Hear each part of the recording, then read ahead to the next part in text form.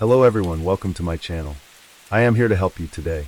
I know you use this video to fall asleep, so before that, like the video and subscribe to the channel. Also, where are you from, and what time are you watching? Now get comfortable and relax. Case 1. In April 1974, student Susan Rancourt suddenly and inexplicably vanished without trace. Her disappearance was similar to that of 3 other young college-aged women who went missing under suspicious circumstances. Almost a year later, her skull was positively identified among others found on Taylor Mountain, one of serial killer Ted Bundy's grave sites. In Seattle, Washington during 1974, young women of college age started to go missing with startling frequency. Beginning in January, with the apparent kidnapping of Linda and Healy and the disappearance of Donna Manson, who left her dormitory at Evergreen State College to attend a jazz concert in March, but never arrived. There were few witnesses who saw these women during the hours before they vanished, and there was never any reason to suspect that the 2 cases were connected to a single perpetrator. That all changed in April 1974, when several women came forward to report how they were approached by a man wearing his arm in a sling who asking for help. The first instance happened on April 12th, Good Friday, when a sorority girl was accosted outside the campus library at Central Washington State University in Ellensburg, Washington, by a man with his arm in a sling and a metal brace on his finger. She later told detectives that he appeared to be having trouble carrying his armload of books, dropping several of them. The young woman offered her assistance and escorted the man to his Volkswagen Beetle that was parked 300 yards away. When they arrived at the vehicle, the woman noticed something bizarre. The front passenger seat was missing. The 2 chatted for several minutes about how the young man had injured his arm skiing at Crystal Mountain. Although the man seemed friendly, the young woman couldn't shake the sense of unease she felt about him and the missing seat in his Volkswagen. The urge to get away suddenly overcame her, and she placed the books on the roof of the vehicle and ran as fast as she could. She didn't know it, but her intuition saved her life. Just 5 days later, another young woman would not be so lucky. Born on October 12, 1955, Susan Elaine Rancourt was also a student at Central Washington State University in Ellensburg, Washington, and she too had an encounter with a strange young man. On the evening of April 17, 1974, Susan Rancourt left dorm on the college campus to attend a meeting for living group advisors on the lower campus. The meeting at 9 p.m. was about a potential job, and afterwards Rancourt had made plans to watch a German film with a friend, but she never arrived. She was last seen around 10:30 p.m. walking across Central Washington State College lawns. By 3 a.m., her roommate Diana Pitt of Yakima called the dorm manager because she had not returned. "I got worried she wasn't back," said Pitt.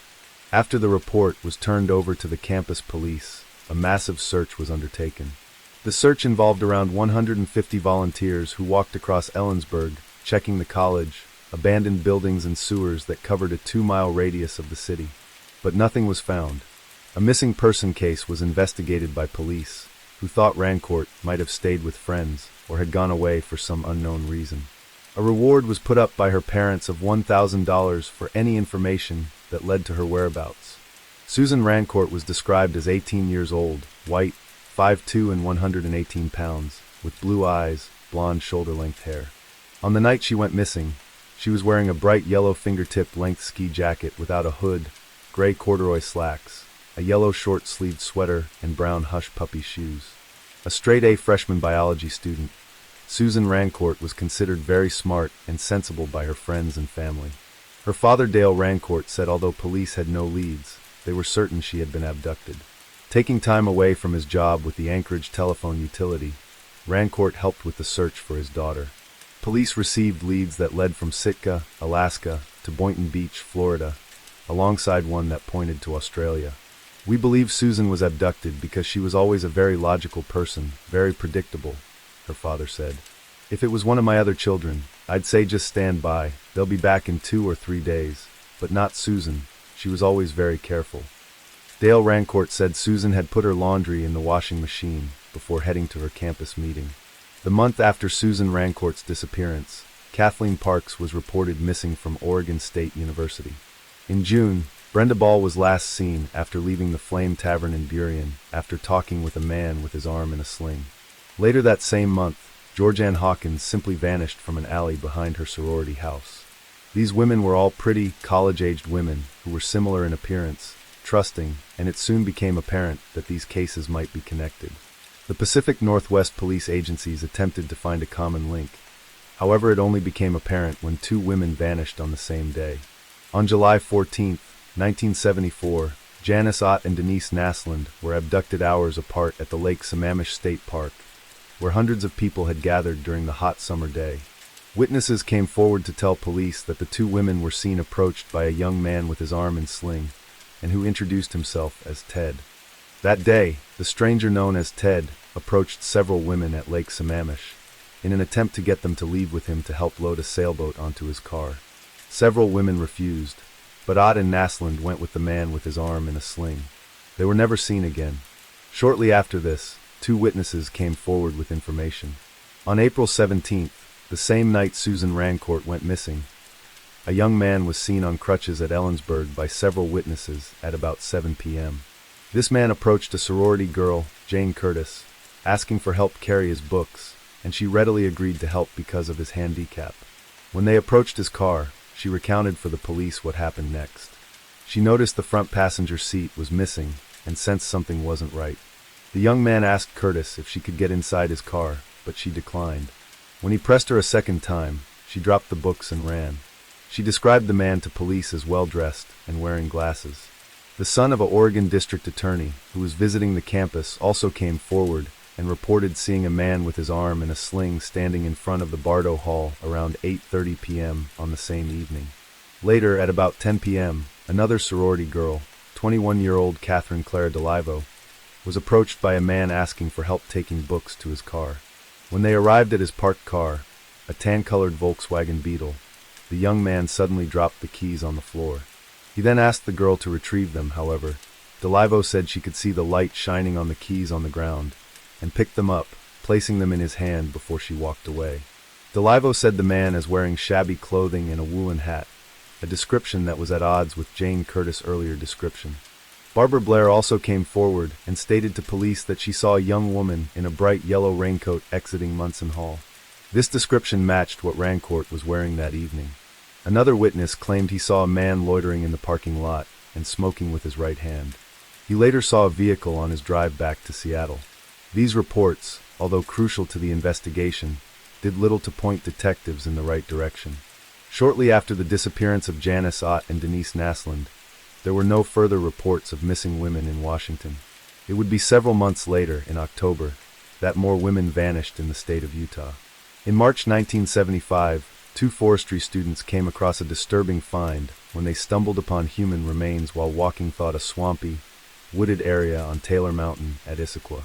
Police eventually unearthed 4 skulls and other bones fragments at the site, located east of Seattle, and only 10 miles from a site where the skulls of Ott and Naslund were found in September 1974. The remains were eventually identified as belonging to Linda and Healy, Roberta Parks, Brenda Ball, and Susan Rancourt. On the day Rancourt's skull was identified, her father Dale was with his daughter's dentist in Anchorage, when dental x-rays confirmed it was her. A mandible found at the site was also confirmed as belonging to Susan Rancourt. The King County Medical Examiner had taken x-rays that were then mailed special delivery to Rancourt's dentist in Alaska. There were several points of identification that made us almost sure the skull was Rancourt's, said Police Chief Al Pickles. This switches the case from a missing person to a homicide, he added. Now we have to make an attempt to determine in which jurisdiction the homicide occurred. Police were now convinced that a serial killer was responsible for the murders of young college students in Seattle, and the unknown man who called himself Ted was now the prime suspect in as many as 8 abductions and murders. Detectives started to search for anyone named Ted who lived or worked in the area, along with any owners of a Volkswagen Beetle. These were all common threads in some of the abductions, and witnesses came forward that each told a similar story of being approached by a man who feigned a handicap to gain their trust and help. With a list of possible suspects, investigators began to narrow the list down to find the killer. In August 1975, a suspect was arrested in the attempted kidnapping of Carol Duranch, who was abducted from the Fashion Place shopping mall in Murray, Utah. The man, Ted Bundy, was pulled over while driving his tan-colored Volkswagen Beetle, which was found to have what could best be described as a murder kit in the trunk, that consisted of rope, handcuffs, a pantyhose mask, balaclava, and other assorted burglary items. After he was implicated in the kidnapping of Duranch, detectives in Colorado wanted to question Bundy over the kidnapping and murder of Karen Campbell, who went missing from Snowmass Village, Colorado in January 1975. A forensic search of Bundy's vehicle found hair strands that matched 3 different victims. Charged and sentenced to 1 to 15 years for the Duranch kidnapping, Bundy was soon charged with the Karen Campbell murder and was transferred to Aspen to prepare for his trial. It was during this time that Bundy orchestrated 2 daring escapes, the last of which saw him flee to Florida, where he perpetrated more murders. Finally captured one again on February 15, 1978, Ted Bundy was charged with the Chi Omega murders and the murder of 15-year-old Kimberly Leach. Found guilty in both of these trials, Bundy was sentenced to death and transferred to the Rayford prison in Florida, where he would spend the next decade on death row. Although Bundy protested his innocence throughout his incarceration, he did offer detectives some information on the murders, but never once did he offer any type of acknowledgement that he was responsible for the murder of Susan Rancourt. It was only in the final hours before his execution in January 1989 that he confessed. Bundy admitted to the kidnapping and murder of Susan Rancourt.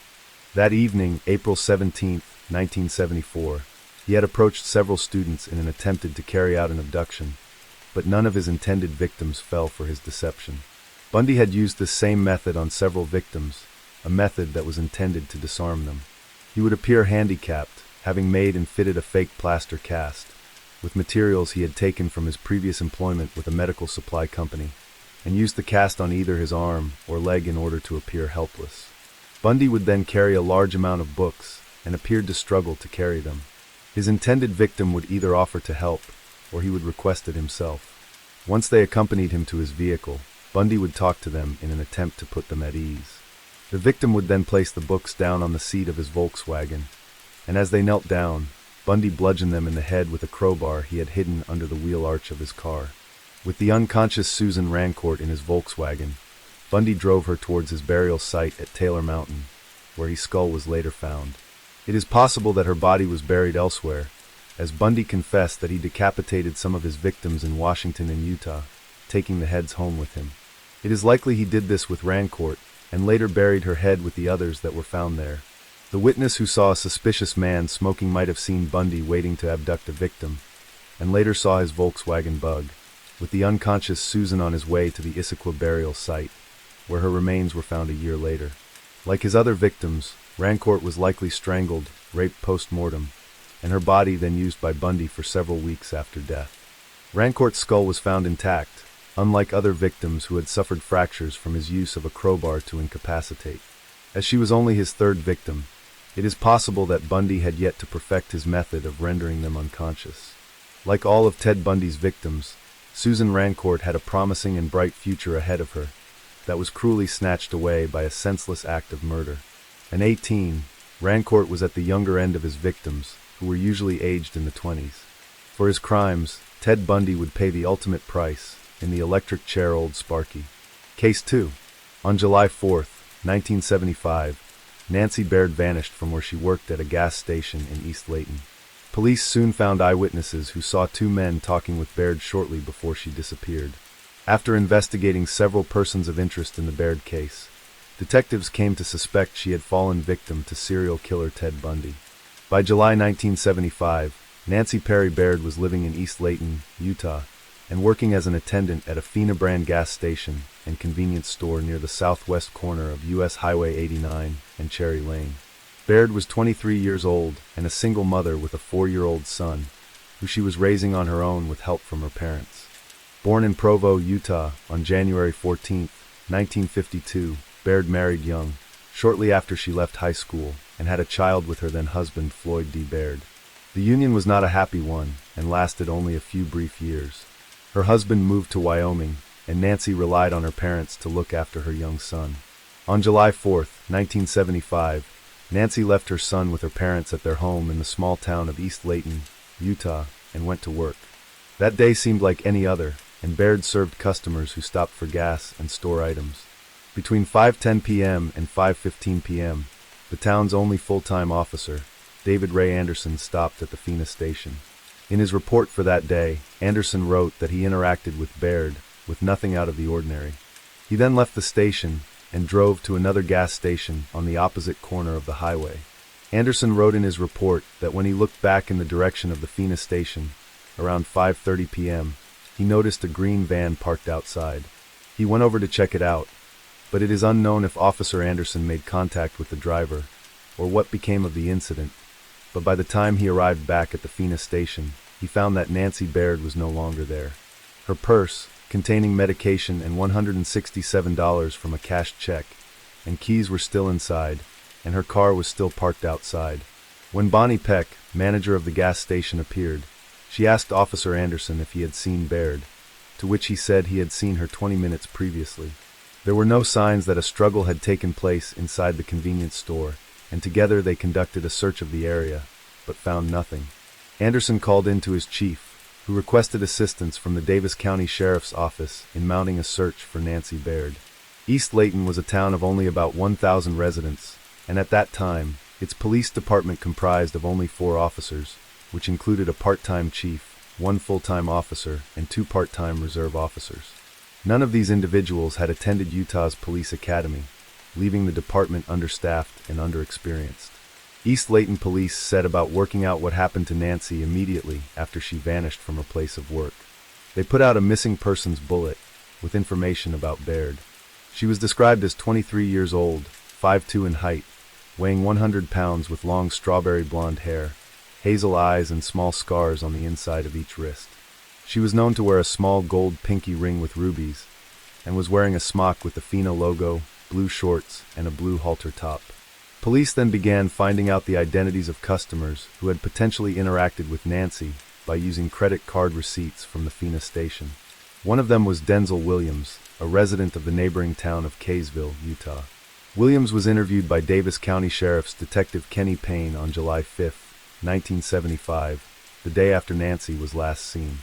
Williams told Payne that he had taken his 2 children, 14-year-old David and 9-year-old Jana, to the Fina station at about 5:15 p.m. None of the Williams family saw a police officer at the station that day. This meant by the time they arrived there, Officer Anderson had already left for the next station. The Williams children entered the station, with their father remained outside, filling his car with gasoline. Payne then interviewed the Williams children, who reportedly told him they saw 2 men at the counter, talking with Nancy Baird. David Williams said many years later, "I didn't want to interrupt this conversation they were having. They weren't in a hurry to leave or anything." David handed his credit card over to Baird to pay for the gas, and while she completed the transaction, Jana Williams brought over a bottle of raspberry soda. As Jana only had 28 cents for the 29-cent soda, Nancy let her have the bottle for the amount she had. "I do remember that she was very kind," Jana Williams-Grow said. As Officer Anderson had already left, the Williams children were the last people to see Nancy Baird alive. "I didn't know how someone could take a pretty lady like that," Jana said. Detective Payne asked David and Jana Williams to describe the 2 men they saw speaking with Baird. They said both men appeared to be either 23 or 24 years old, and the first was skinny, with shoulder-length hair, a full beard and mustache, and wore a frayed denim jacket. The second man also had a full mustache and beard. His hair was dark but sun-bleached, and he wore a yellow long-sleeved shirt. A tool called identikit was used by Detective Payne to build composite images of the 2 men, based on information provided by David and Jana Williams.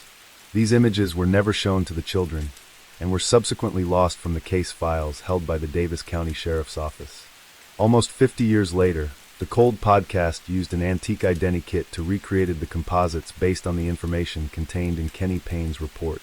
The composites were shown to David and Jana Williams, who both agreed they resembled the men they had witnessed talking to Nancy Baird on the day she went missing. Denzel Williams also told Detective Payne that he noticed a 3rd man outside the Fina station while his kids, David and Jana, were inside the convenience store interacting with Nancy Baird. He described this 3rd man as about 55 to 60 years old, very thin, with prominent veins on his arms. Williams said he didn't see the older man go into the store, and didn't know if he had interacted with Nancy Baird. In the days and weeks after Nancy went missing, police began to narrow down a list of potential persons of interest they wished to talk with. One of these was Baird's ex-husband, Floyd.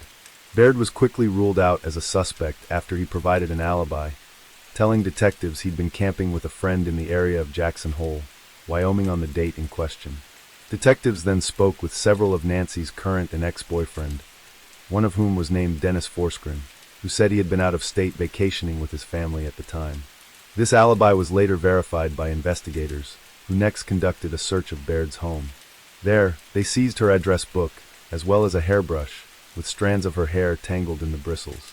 They also came across one of her photo albums, the photos of which were compared to the two composite images of the men the Williams children reported seeing inside the Fena station that day.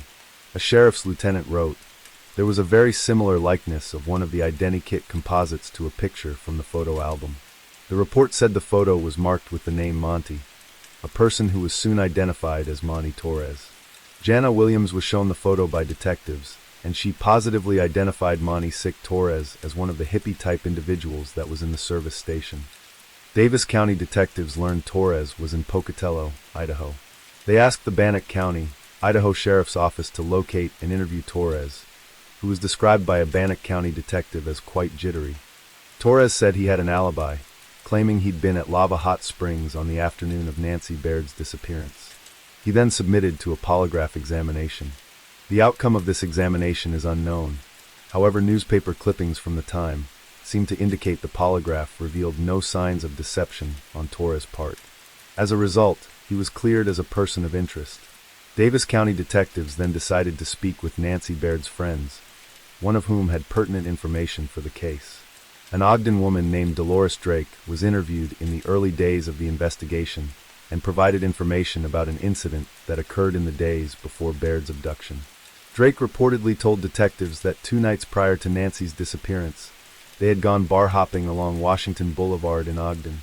At approximately 2:30 a.m. on the morning of July 3, 1975, Nancy Baird dropped Drake off at her home on Ogden's 36th Street. Baird then departed alone, with Drake saying that she presumably headed for her home in Layton. Then Dolores said Baird returned a half hour later, at about 3 a.m. According to Drake, Baird appeared to be quite shaken and frightened, and that this fellow named Tom in a yellow van had followed her home and was molesting her. Drake said she had reportedly overheard Tom as he made threatening sexual comments towards Baird. Drake ordered the man to leave, at which point the man drove away in a yellow Volkswagen van. With the death of Dolores Drake, her accusations against Tom, whose full name is known to law enforcement, cannot be verified. It is unknown if this individual was ever questioned by detectives. By July 28, 1975, Ray Adams, the part-time chief of the East Layton Police, told the Deseret News, "We are at a dead end in the search for Nancy Baird." After 6 weeks, and with assistance from the FBI, the investigation into the disappearance of Nancy Baird left detectives no closer to discovering what happened to the single mother of one. Baird's disappearance was one of several of young women who seemingly vanished in Utah between 1974 and 1975. Beginning on October 2, 1974, Nancy Wilcox went missing after she was last seen riding in a yellow Volkswagen near her home in Holiday, Utah. Just over 2 weeks later, Melissa Smith, daughter of the Midvale police chief, vanished after leaving a pizza parlor. Smith's body was later found in American Fork Canyon. She had been beaten, raped, and strangled. On November 8th, a man posing as a police officer attempted to abduct Carol Duranch from the Fashion Place shopping mall in Murray, Utah. Duranch managed to escape from the Volkswagen Beetle, with a pair of handcuffs still fastened to one wrist. Later that same day, Deborah Kent disappeared after leaving a school play in Bountiful, Utah. Utah police became aware that other disappearances had taken place during 1975 in both Colorado and Idaho, but law enforcement were unsure if these incidents of missing women were connected. On June 28, 1975, Susan Curtis disappeared from a youth conference at Brigham Young University. "We had 5 missing women at one time," said former Sheriff William Dub Lawrence. "Half we found part of the bodies, some of them." Lawrence had worked as the Davis County Sheriff, who was in charge of the Baird investigation. With little clue as to what happened to Nancy Baird, detectives could only speculate if her fate was connected to the other missing women. But in August 1975, they got their first clue of a possible suspect. On the evening of August 16, 1975, a yellow Volkswagen Beetle was stopped by police officer Bob Hayward in West Valley. A search of the vehicle produced tools often used for burglaries, However, there were other, more sinister items, such as handcuffs, pantyhose, and a rope. The owner of the vehicle, Ted Bundy, was immediately arrested, and soon he was implicated in the Durant kidnapping, for which he was charged. "When a police officer does this for years, you develop a sixth sense," he said. "You feel it." Bundy was the worst of the worst criminals, and it took its toll on most of us. Lawrence's team of investigators set out to prove it was Bundy who killed Baird. "We had him in Rock Springs, Wyoming, which put him on Interstate 80 coming back from Colorado," Lawrence said. From Rock Springs, Lawrence claimed Bundy headed west into Utah and chose to return to Salt Lake using Interstate 84. "We don't have any gas receipts that he stopped in the area," Lawrence said. It was Lawrence's theory that Bundy headed south on Highway 89, the same highway along which the Fina gas station in Layton was located. "There's no women missing along I-80, Lawrence said. There was no abduction on 80 coming in. Sheriff Lawrence stated his belief that Bundy kidnapped and killed Baird and then buried her body in Lamb's Canyon. Ted Bundy was tired. He had driven all day, Lawrence surmised. "I believe he went to somewhere that was close. It was handy, it was safe, it was secure." Bundy was familiar with the area, with the body of one of his victims, Melissa Smith, found in Parley's Canyon. As part of the Baird investigation, the Davis County Sheriff's Office provided a sample of Nancy Baird's hair, taken from her hairbrush, to the FBI for comparison. This was tested against the unidentified hairs collected from Bundy's car. FBI records indicate the federal agents did not find a match to Nancy Baird's hair in Ted Bundy's car. During his 1979 trial for the Chi Omega murders, Bundy spoke with a reporter in a recorded telephone call, reiterating that he was innocent of all the crimes for which he had been accused and convicted. "Police officers, they want to solve crimes, and sometimes I don't think they really try to think things through," Bundy said during the call. "They're willing to take the convenient alternative, and the convenient alternative is me." At trial, Bundy was found guilty of murder and sentenced to death for the first time. At a later trial, he was found guilty of the murder of Kimberly Leach and received his second death sentence, for which he was placed on death row. While incarcerated on Florida's death row, Ted Bundy spoke with numerous law enforcement officials and journalists about his alleged crimes. He always protested his innocence. Bundy spoke about his crimes in the third person during his interviews with Stephen Michaud and Hugh Ainsworth, but never admitted to any involvement. By January 1989, Ted Bundy had run out of time, and with his scheduled execution nearing, he decided to confess to crimes he had previously denied. He granted interviews with police investigators from several states who wanted to talk to Bundy about unsolved murders of missing women in their jurisdictions. Over the course of these interviews, Bundy claimed responsibility for a number of unsolved murders, describing to police the circumstances of the kidnappings and killings he carried out in Washington, Utah, Colorado, and Idaho. On January 22, 1989, Salt Lake County Sheriff's Detective Dennis Couch interviewed Bundy for about 90 minutes. During the course of the interview, Bundy admitted to committing 5 murders, along with 3 unidentified in Utah. Bundy had long been suspected of involvement in the deaths or disappearances of Nancy Wilcox, Melissa Smith, Laura M. and Deborah Kent in Utah, and many in law enforcement speculated that Bundy could have been responsible for kidnapping and murdering Nancy Baird. The Bundy interview with Detective Couch was audio recorded, and Bundy can be heard denying having any knowledge of Nancy Baird. "Do you recall what type of place it was Baird was working at or where it was located?" Couch asked Bundy. "No, I didn't have anything to do with that," Bundy replied. Later in the interview, Couch showed Bundy a picture of Nancy Baird. "Nancy Baird, who's that?" Bundy asked Couch, seeming not to recognize Baird in the photograph. Bundy then goes on to say, "I'm not sure who you are talking about. No, I didn't have anything to do with that." With his denial of this crime and others, Bundy dashed hopes of detectives in identifying 3 of his alleged Utah victims, who remained identified. Former Sheriff William Lawrence didn't believe Bundy's denial. He admitted that he had some of the heads of his victims in Utah at his apartment, Lawrence said. He mentioned Lamb's Canyon. Lawrence is not alone in his refusal to believe Bundy's culpability in Baird's murder. Nancy Baird's in-laws also believed Bundy was responsible for her murder. Wally Baird said he believed Bundy's denial may have been a cover-up. "He may have been that way because he didn't know at the time that she had kids, a child, and had been married," said Baird. That was something that was contrary to his MO, method of operation. Lawrence said that Bundy's connection to Nancy had always been circumstantial. It was never enough for prosecutors to file charges against serial killer Ted Bundy, and believed that Nancy's fell through the cracks in my judgment, and I felt guilty about it. Her case was eventually pushed aside when other major homicide cases happened during that time period. However, Bundy did seem to have an alibi for the Nancy Baird disappearance.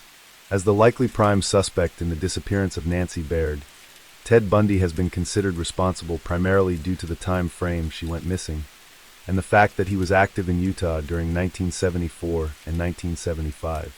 However, Bundy never admitted to kidnapping Baird, despite his 11th-hour confession to such crimes as the disappearance of Susan Curtis, who went missing in June 1975. During some of Bundy's crimes, his distinctive tan-colored 1968 Volkswagen Beetle had been seen. However, on the day of Nancy Baird's disappearance, there was no mention of a vehicle matching that description by witnesses at the Fina gas station. Furthermore, the suspects seen talking to Nancy at the store, described as hippie types, did not resemble Ted Bundy. After Bundy's attempted kidnapping of Carol Duranch, the case file records revealed that he had briefly dated a Salt Lake City woman named Leslie Knudsen during the summer of 1975. Following Bundy's arrest, Knudsen provided a statement to police about her relationship with Bundy, giving details and dates. One of those dates was July 4, 1975, when Knudsen said Bundy had visited her family at a reunion that occurred at her family's ranch. Knudsen's maternal grandfather was a prominent sheep rancher who owned a ranch in Fruitland, near Strawberry Reservoir, which is located more than 100 miles from the Fina station in East Layton. From Knudsen's statement, Bundy seems to have a solid alibi for the date of Nancy Baird's abduction, in that he was over 100 miles away at the time. It would have been difficult, albeit not impossible, for Bundy to make the journey that day. Bundy was known to undertake long journeys in search of victims. One former law enforcement officer believes that Bundy had no part in the Baird case and offers his own suspect. Thomas Jackson, a former East Layton Police Reserve officer, was in July 1975 the most junior member of the East Layton Police Force. Jackson had little participation in the Baird investigation, but did not agree with the Bundy speculation. Jackson believed that a fellow officer, Dave Anderson, might have been the culprit. Anderson had been the law enforcement officer who was present at the Fina gas station on the day Nancy Baird went missing, and was one of the last people to see her before she vanished after the two reportedly spoke. At the time of Baird's disappearance, Officer Anderson had only been an officer at East Layton for 10 months, and the majority of his time with the department had been spent patrolling U.S. Highway 89. Former Reserve Officer Thomas Jackson stated that Officer Dave Anderson had spent a great deal of time at the Fina gas station and convenience store. Anderson spent too much time looking at women too, Jackson said. Shortly after she went missing, Anderson left his job with the East Layton Police Department, and case records do not indicate he was ever challenged concerning his account of the circumstances of Nancy Baird's disappearance. Thomas Jackson replaced Dave Anderson as East Layton's only full-time officer, but decided to defer handling the Nancy Baird investigation, telling the Davis County Sheriff's Office he preferred they manage the case. "I wanted to let someone else handle it," Jackson said. "I didn't want to mess it up." By January 1981, the town of East Layton disincorporated and was annexed into Layton City. 5 years later, Officer Jackson also quit the department to take a job in the private security sector. As a result, the Nancy Baird investigation became a cold case, with little or any developments beyond the Ted Bundy theory. Over the years, Baird has been ruled out as the identity of several bodies of young women, including Salt Lake City Jane Doe and Washoe County Jane Doe. The Davis County Sheriff's Office have assigned an investigator to review the cold case, in cooperation with the Layton City Police Department. The current focus of this new cold case investigation is on persons of interest other than Ted Bundy. That Baird's body has never been found still haunts the former Sheriff William Lawrence. He continues to firmly believe that Ted Bundy was responsible for the disappearance of Nancy Baird. "It's what we call the law of probability," Lawrence said. "It's not provable, but if you work back by process of elimination, you come up with the most logical scenario." Case 3. In late December 2012, Ian Watkins from Lost Prophets, the lead singer and frontman of the Welsh rock band, was arrested by police in relation to allegations of child sex abuse. The singer's home was searched, and officers found a number of indecent images. The resulting court case would go on to reveal the full, horrifying extent of Ian Watkins' depraved crimes against young children, something he managed to conceal for many years. Born in Merthyr Tydfil on July 30, 1977, Ian David Carslake Watkins moved with his family to Pontypridd, where he attended Hawthorne High School. There, he met one of his future Lost Prophet bandmates, Mike Lewis. Watkins went to the University of Wales, Newport, where he graduated with a first-class honors degree in graphic design. Watkins grew up listening to mostly metal and rock music, along with Lewis, who shared a passion for bands such as Faith No More. Together they formed Aftermath in 1991. However, the band never recorded any material. Watkins then met another future bandmate, Lee Gaze, and they decided to form a new band. However, this too was short-lived. By 1997, Watkins, Lewis, and Gaze formed a new band, Lost Prophets, which made its debut in May 1997, with Watkins as the lead vocalist. The band launched their debut album, The Fake Sound of Progress, in 2000. They would go on to release 5 studio albums between the years 2000 to 2012, earning them millions along with legions of fans. When on tour with his band, Ian Watkins requested his own private dressing room, separate from the other 5 band members. It was unknown at the time why he wanted this private space, and only after his crimes came to light would it become apparent. As a result, his bandmates went on to claim they knew nothing of what went on, citing his heavy drug use as a contributing factor in their strained relations. Indeed, Watkins used his private dressing room as a place to take female fans, something that many other musical stars have done in the past with adoring fans they wished to entertain. However, what went on inside Watkins' dressing room was anything but entertaining. One incident would be shared with the court at his later trial. In March 2007, he met a 16-year-old Lost Prophets fans at one of the band's concerts. The prosecution went on to describe for police what happened. They said the singer was excited at the prospect of taking the young girl's virginity and had her dress up in a schoolgirl's uniform and videoed them having oral, vaginal, and anal sex. He asked her whether she enjoyed being his underage slut, and at the end urinated over her face and told her to drink it. This encounter was an insight into how the singer treated young women and was indicative of his attitude towards those he saw as mere playthings. This incident occurred fully 5 years before Watkins committed his most serious crimes. Watkins met another fan in August 2008 and videoed this girl, also 16, having oral sex with him. On the video, she is seen snorting white powder, which the singer told her was cocaine.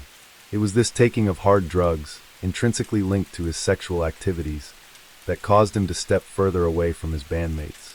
In 2006, a 30-year-old fan contacted Watkins on the Lost Prophets MySpace account in order to arrange tickets for a gig. Watkins and the fan, Joan Jadzelix, started a relationship, one that she later described as quickly turning sordid. She told police that Watkins had talked about getting her pregnant so that he could rape their baby. The couple also talked about child abuse while having sex. In an online chat, revealed to the court at her later trial, Jadzelix and Watkins discussed topics such as incest, while acting out a fantasy the singer had of them being brother and sister. They also talked about cross-dressing, child abuse, and the kidnapping of a brother and sister from outside a school, with the intention of killing one and raping the other. Jadzelix, from Doncaster in South Yorkshire, said that in September 2007, during the recording of the band's 4th studio album, The Betrayed, Watkins described to her how he raped a 12-year-old girl in Los Angeles. At Christmas that year, Watkins sent her an indecent photograph of a 5-year-old girl posing with cocaine, who the singer described as super flirty. Watkins reportedly told her, "You know what little girls are like." She recalled how the image sickened her, saying, "My heart sank because it made me ill." As a result of that image, Jadzelix decided to end her relationship with Watkins. "I was completely confused. I was totally in love with the man, yet he sent me this picture," she said. "How could I be in love with a man that sends that image? And he lied," she recalled, saying he only got her to pose with the picture as a joke. Around this same time, Watkins told her that he had also been abusing a 2-year-old child in California, whilst the band was recording in Los Angeles. Jadzelix claimed she then went and reported the incidents to South Wales police. However, no further action was taken. She wouldn't see Watkins again until several times in 2010, where on one occasion he tried to get her to snort heroin, before showing her something on his laptop. She described the video. "The first thing I saw was a child crying and screaming, and I saw a video of a young girl being raped. And I looked at him, and I just saw an evil smirk on his face. He was looking for a reaction, and all I did was cry, and I said he had to go.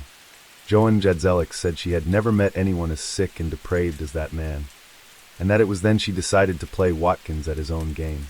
She went to police again, this time to tell them about another woman who was allowing her baby to be abused by Ian Watkins from Lost Prophets. She told police the woman was totally obsessed with Watkins and her baby will be raped by him. Jadzelek claimed an officer dismissed her claim, telling her she must have been really upset by her ex-boyfriend. She reportedly told the officer, "I'll put a bullet in his head to stop his doing it." As a result, she said police force records labeled her a nut job. Lawyers for Watkins issued Jadzelek with harassment orders, calling the testimony she gave police as bullshit. She took the woman whose baby was being raped by Watkins to the police, but she claimed they ignored her warnings. She said of Watkins, "He was getting off on the fact he was getting away with it," Jadzelek said. As a result of her failed efforts to get Watkins arrested, Joan Jadzelek began suffering with her mental health, which caused her to take overdoses in an effort to commit suicide. Eventually, she decided to distance herself from Watkins, and even went so far as to put an obituary for herself in the newspaper in an effort to fake her own death. In late 2011, Watkins met a 19-year-old woman who would be referred to in court documents as Woman B. The two began communicating regularly, and by March and April 2012, the discussions between them became sinister. By this time, Woman B had a young child, a 10-month-old son, and with Watkins she had conversations about committing sexual acts with the infant. Woman B later told the police she met up with Watkins at the Copthorne Hotel in Cardiff, and on March 21st, he asked her to come down this weekend, and we can fuck him up again. In response, Woman B replied offering up her child to Watkins' perversions, after previously suggesting getting her son high on ice or methamphetamine. The two met up again at the K West Hotel in London on the night of April 2nd to 3rd, and there recorded a video. During the recorded, Watkins raped the child, who had been offered up by his mother for the singer to abuse. On the recording she can be heard encouraging Watkins in his actions, taking an active part in her own child's pain and suffering, and both can be heard on the video to be gaining enjoyment from the act. On May 24th, Woman B messaged Watkins and told him, "The boy is ready to be abused." A further message from Watkins, sent on August 2nd, read, "To be honest though, I think we have gone easy on him so far. Time to teach him and make him learn to love it." From these messages, police believe the two met up at the Maldron Hotel in Cardiff, where further abuse occurred.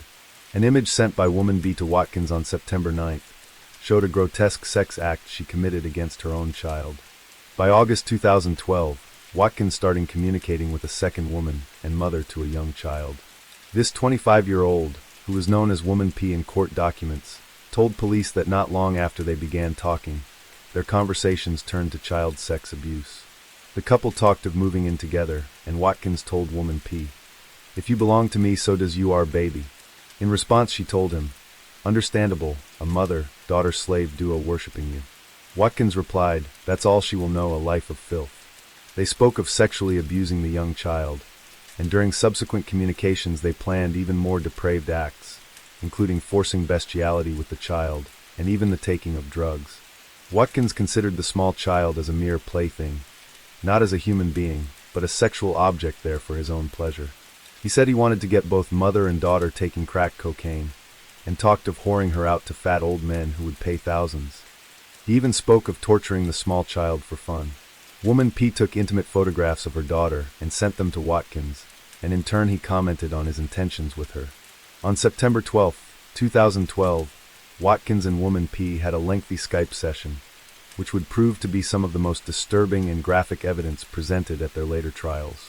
On October 2nd, Woman P took her young daughter to meet up with Watkins at the Travel Lodge in Carfilly, and also to the Radisson in Cardiff on the October 23rd. It was unknown what happened at these meetups, and Woman P allegedly lied, claiming she left her child with someone else. However, it is believed she took her baby, and together they committed abuse, rape, and sexual assault. The police investigation into the crimes of Ian Watkins had been codenamed Operation Globe, which had been set up after the failures to investigate Watkins and his crimes had been scrutinized by the Independent Police Complaints Commission, IPC. With multiple opportunities to look into Watkins' crimes from the many complaints concerning his crimes of child sexual abuse, a team of 25 officers were assigned to work the case.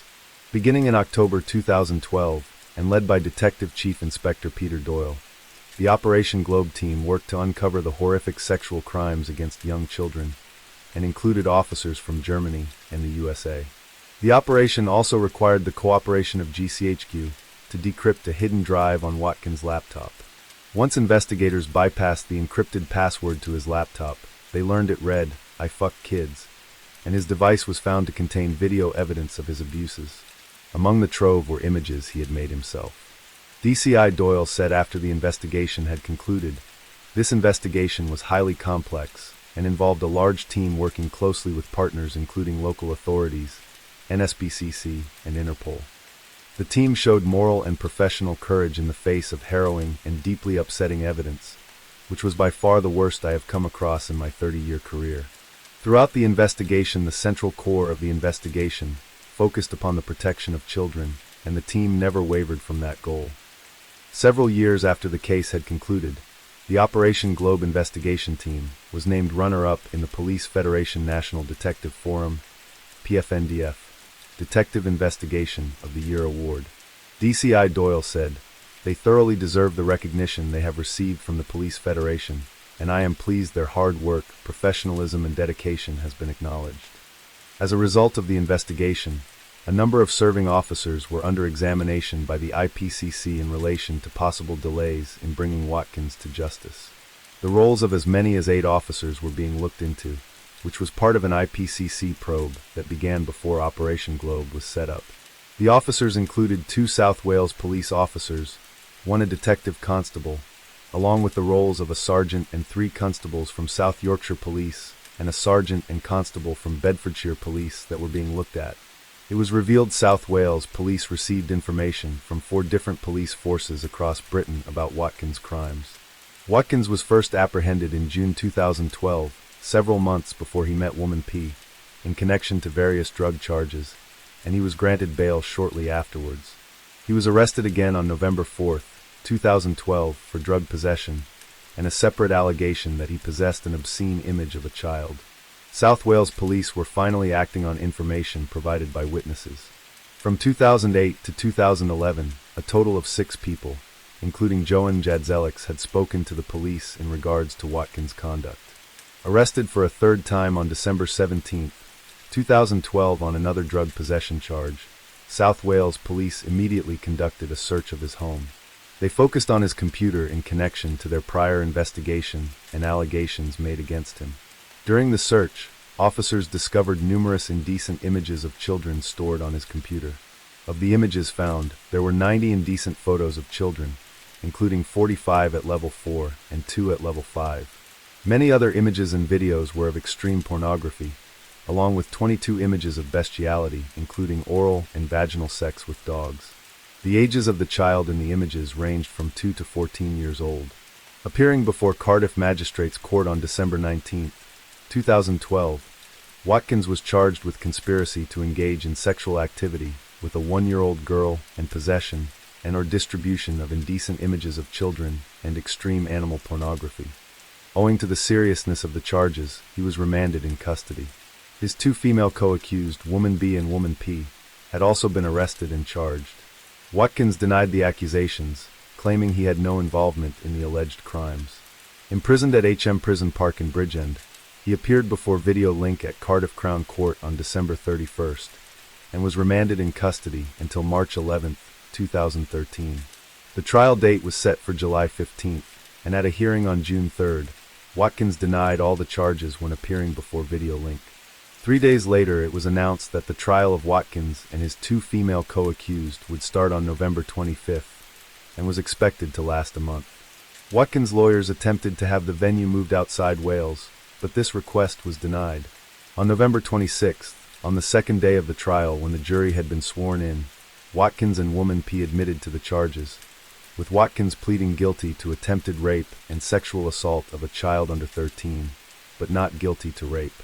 This plea was accepted by the prosecution, halting the trial. He further pleaded guilty to 3 counts of sexual assault involving children. This included 6 counts of taking, making, or possessing indecent images of children, and 1 count of possessing an extreme pornographic image involving a sex act on an animal. The day after his guilty plea, a telephone conversation at HM Prison Park was recorded between Watkins and a female fan, in which he referred to his sex offenses as megalols. At a sentencing hearing on December 18th, Mr. Justice Royce said the court had heard a large number of horrific cases over the years, but that this case, however, breaks new ground, adding, "What you 3 did plumbed new depths of depravity." To Watkins he said, "You achieved fame and success as the lead singer of the Lost Prophets. You had many fawning fans. That gave you power. You knew you could use that power to induce young female fans to help satisfy your apparently insatiable lust and to take part in the sexual abuse of their young children. Away from the highlights of your public performances lay a dark and sinister side.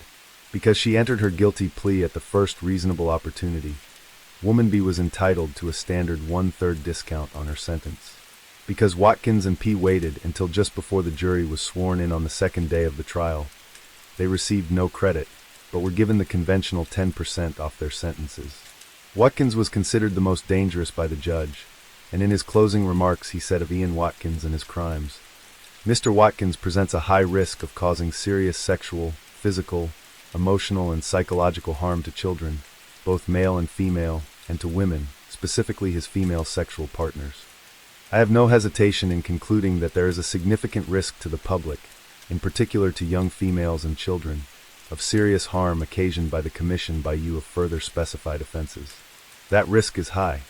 Woman B was found to have an infatuation with Watkins, while Woman P was assessed by a psychologist who concluded that she had a mixed personality disorder.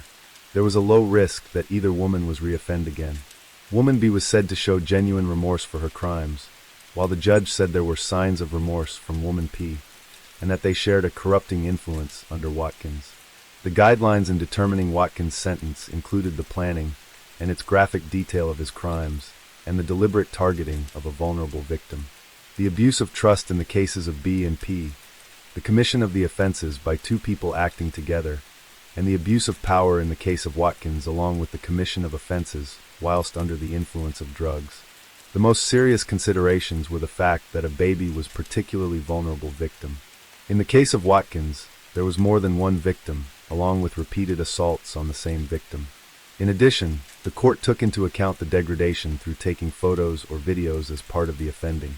The court was unable to determine the effect the abuse would have on Watkins' young victims, but considered it likely they would develop psychological difficulties as a result of coming to terms with what happened. In sentencing the accused, Mr. Justice Royce handed Watkins a 29-year prison term, with eligibility to apply for parole in 2031 after serving 2/3 of his prison term, followed by 6 years of supervised release for a total of 35 years. Woman B was given a 14-year sentence, while Woman P, owing to nature of her enthusiastic complicity in Watkins' crimes, was sentenced to 17 years. A senior investigating officer on the case described Watkins as a committed, organized pedophile, and potentially the most dangerous sex offender he had ever seen. He was sent from HM Prison Park to HM Prison Wakefield to begin serving his sentence. He was later transferred to HM Prison Long Lartin in 2014 in order to be closer to his mother. On October 9, 2017, Watkins was accused of grooming a single 21-year-old mother from prison through a series of letters. A Lost Prophets fan since she was 16, the young woman from Lincolnshire visited Watkins in prison after he sent her a letter in 2016 in which he claimed to love her. It was also alleged that Watkins made jokes about her 2-year-old watching her have sex. The child was taken into care once social services were alerted that the woman had contacted the pedophile singer. A spokesperson for the NSBCC said, "We're sickened," adding, "It's utterly bewildering that he could carry on grooming. It shows contempt for children he abused, and raises serious questions about supervision." A friend of the mother revealed she visited Watkins in prison in November 2016 and discovered that he had put on 4 stone, his hair had turned gray, and his teeth were rotting. He then allegedly asked if her daughter came into the room during sex.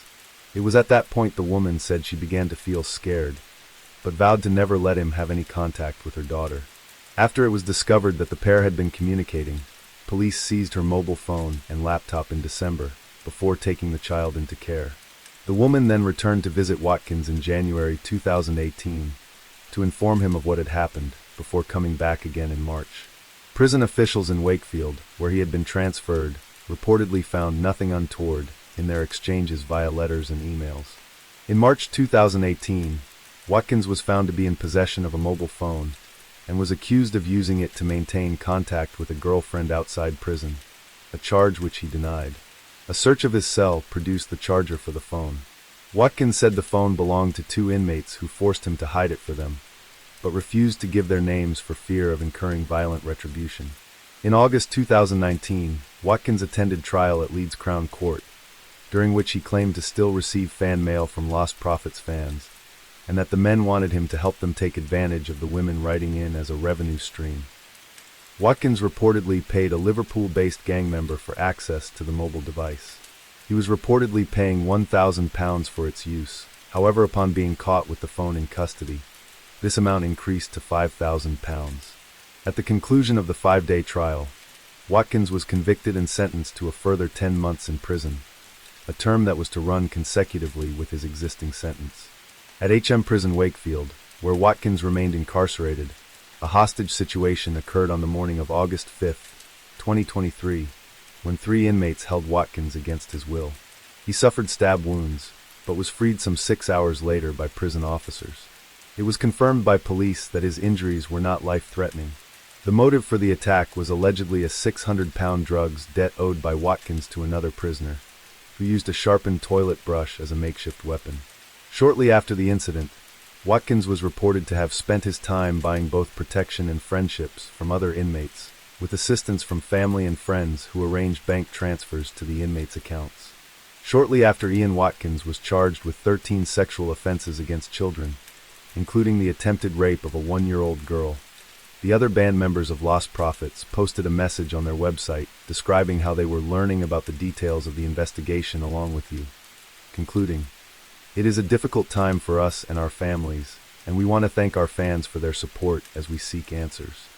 All tour dates were subsequently canceled, and on October 1, 2013, the band announced they would be disbanding after nearly a year of coming to terms with our heartache. Once Watkins pleaded guilty to his crimes, the band posted a lengthy statement, saying how they were heartbroken, angry, and disgusted.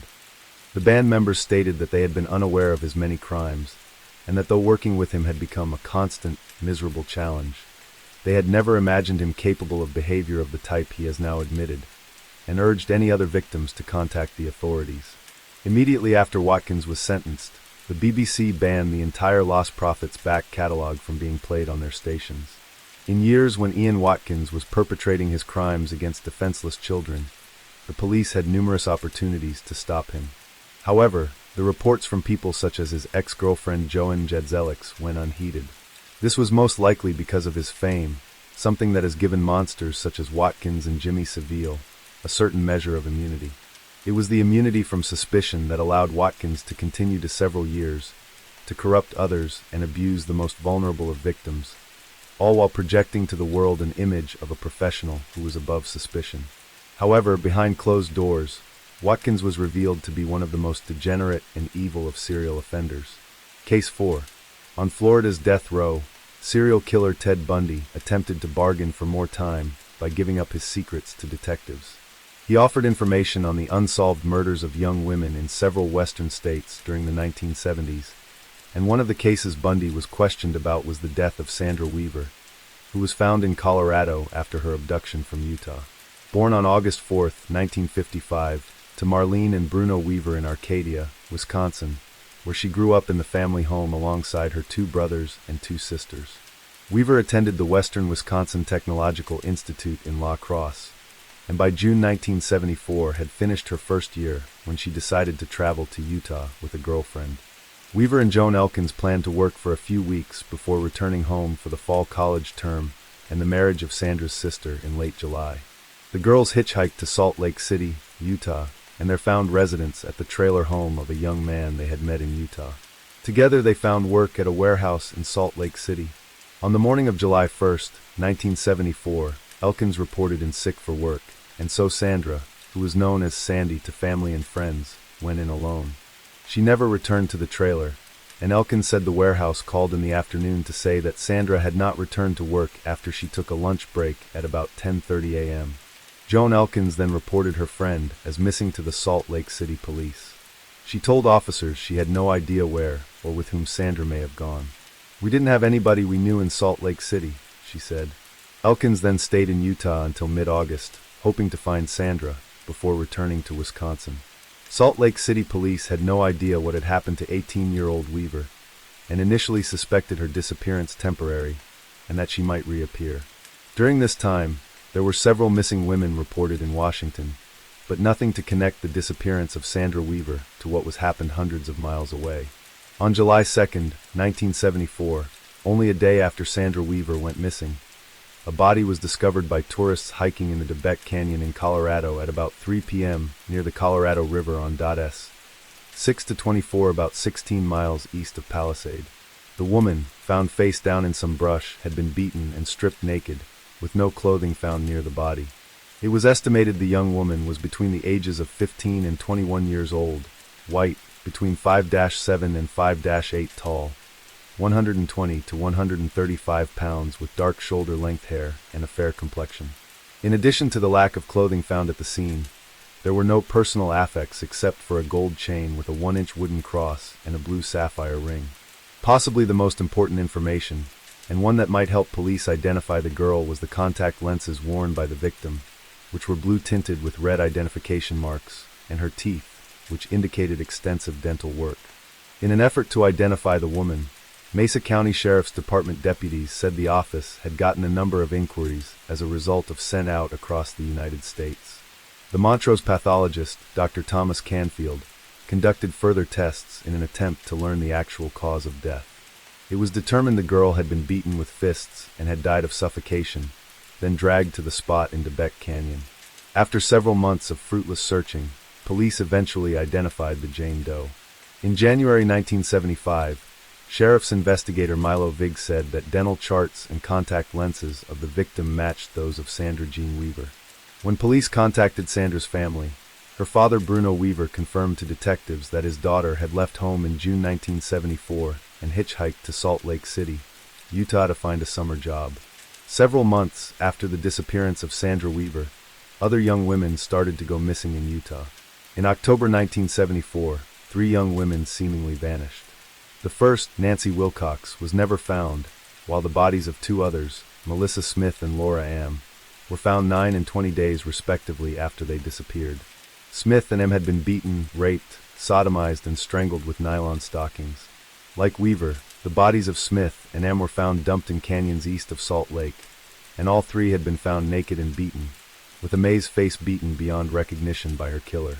As a result of these similarities, detectives suspected a connection between these cases and thought as many as 5 murder and an equal number of disappearances might have been committed by the same killer. This serial killer theory was shared by detectives in Washington, where as many as 8 young women had gone missing the previous year, with only scattered remains and bones that might indicate their whereabouts. Captain Pete Hayward of the Salt Lake Sheriff's Department said that officers were checking into the slayings of girls in other western states. These were specifically Wyoming, Nevada, and New Mexico, places where the bodies of young girls have been found or young women reported missing. In August 1975, over a year after Sandra Weaver had disappeared and several months after her body had been found, Utah Patrolman Bob Hayward arrested a suspicious young man in a Salt Lake City suburb. The man was identified as Ted Bundy, a student at the University of Utah Law School, and was driving a Volkswagen Beetle, a vehicle that was described as being at the scene of 2 abductions of young women that occurred on the same day at Lake Sammamish State Park in July 1974. The women, Janice Ott and Denise Naslund, were never found. At the time of his capture, Bundy was on a list of suspects that contained the names of Volkswagen owners named Ted, as well as suspected sex offenders. In his Volkswagen Beetle, police found number items such as a ski mask, rope, a pair of handcuffs, a crowbar, and a pantyhose mask. These items were described as a murder kit. Bundy had moved to Utah in September 1974, several months after the disappearance of Sandra Weaver. Ted Bundy was eventually charged with the attempted kidnapping of Carol Duranch and sentenced to between 1 and 15 years. This was not the end of Bundy's legal problems, and he was soon being investigated over the murder of nurse Karen Campbell, who was abducted from a snowmass ski resort in January 1975. After his second escape from confinement, Bundy traveled to Florida in 1978, where he was suspected of orchestrating the Chi Omega murders and the kidnapping and murder of 12-year-old Kimberly Leach. For these crimes, Bundy would eventually be sentenced to death during 2 separate trials. On death row, Bundy steadfastly refused to admit to his crimes, despite his many admissions to the FBI about his knowledge of serial murder and offer of assistance in the then unsolved Green River Killer investigation. As his execution date approached, Bundy tried desperately to gain more time by confessing to crimes.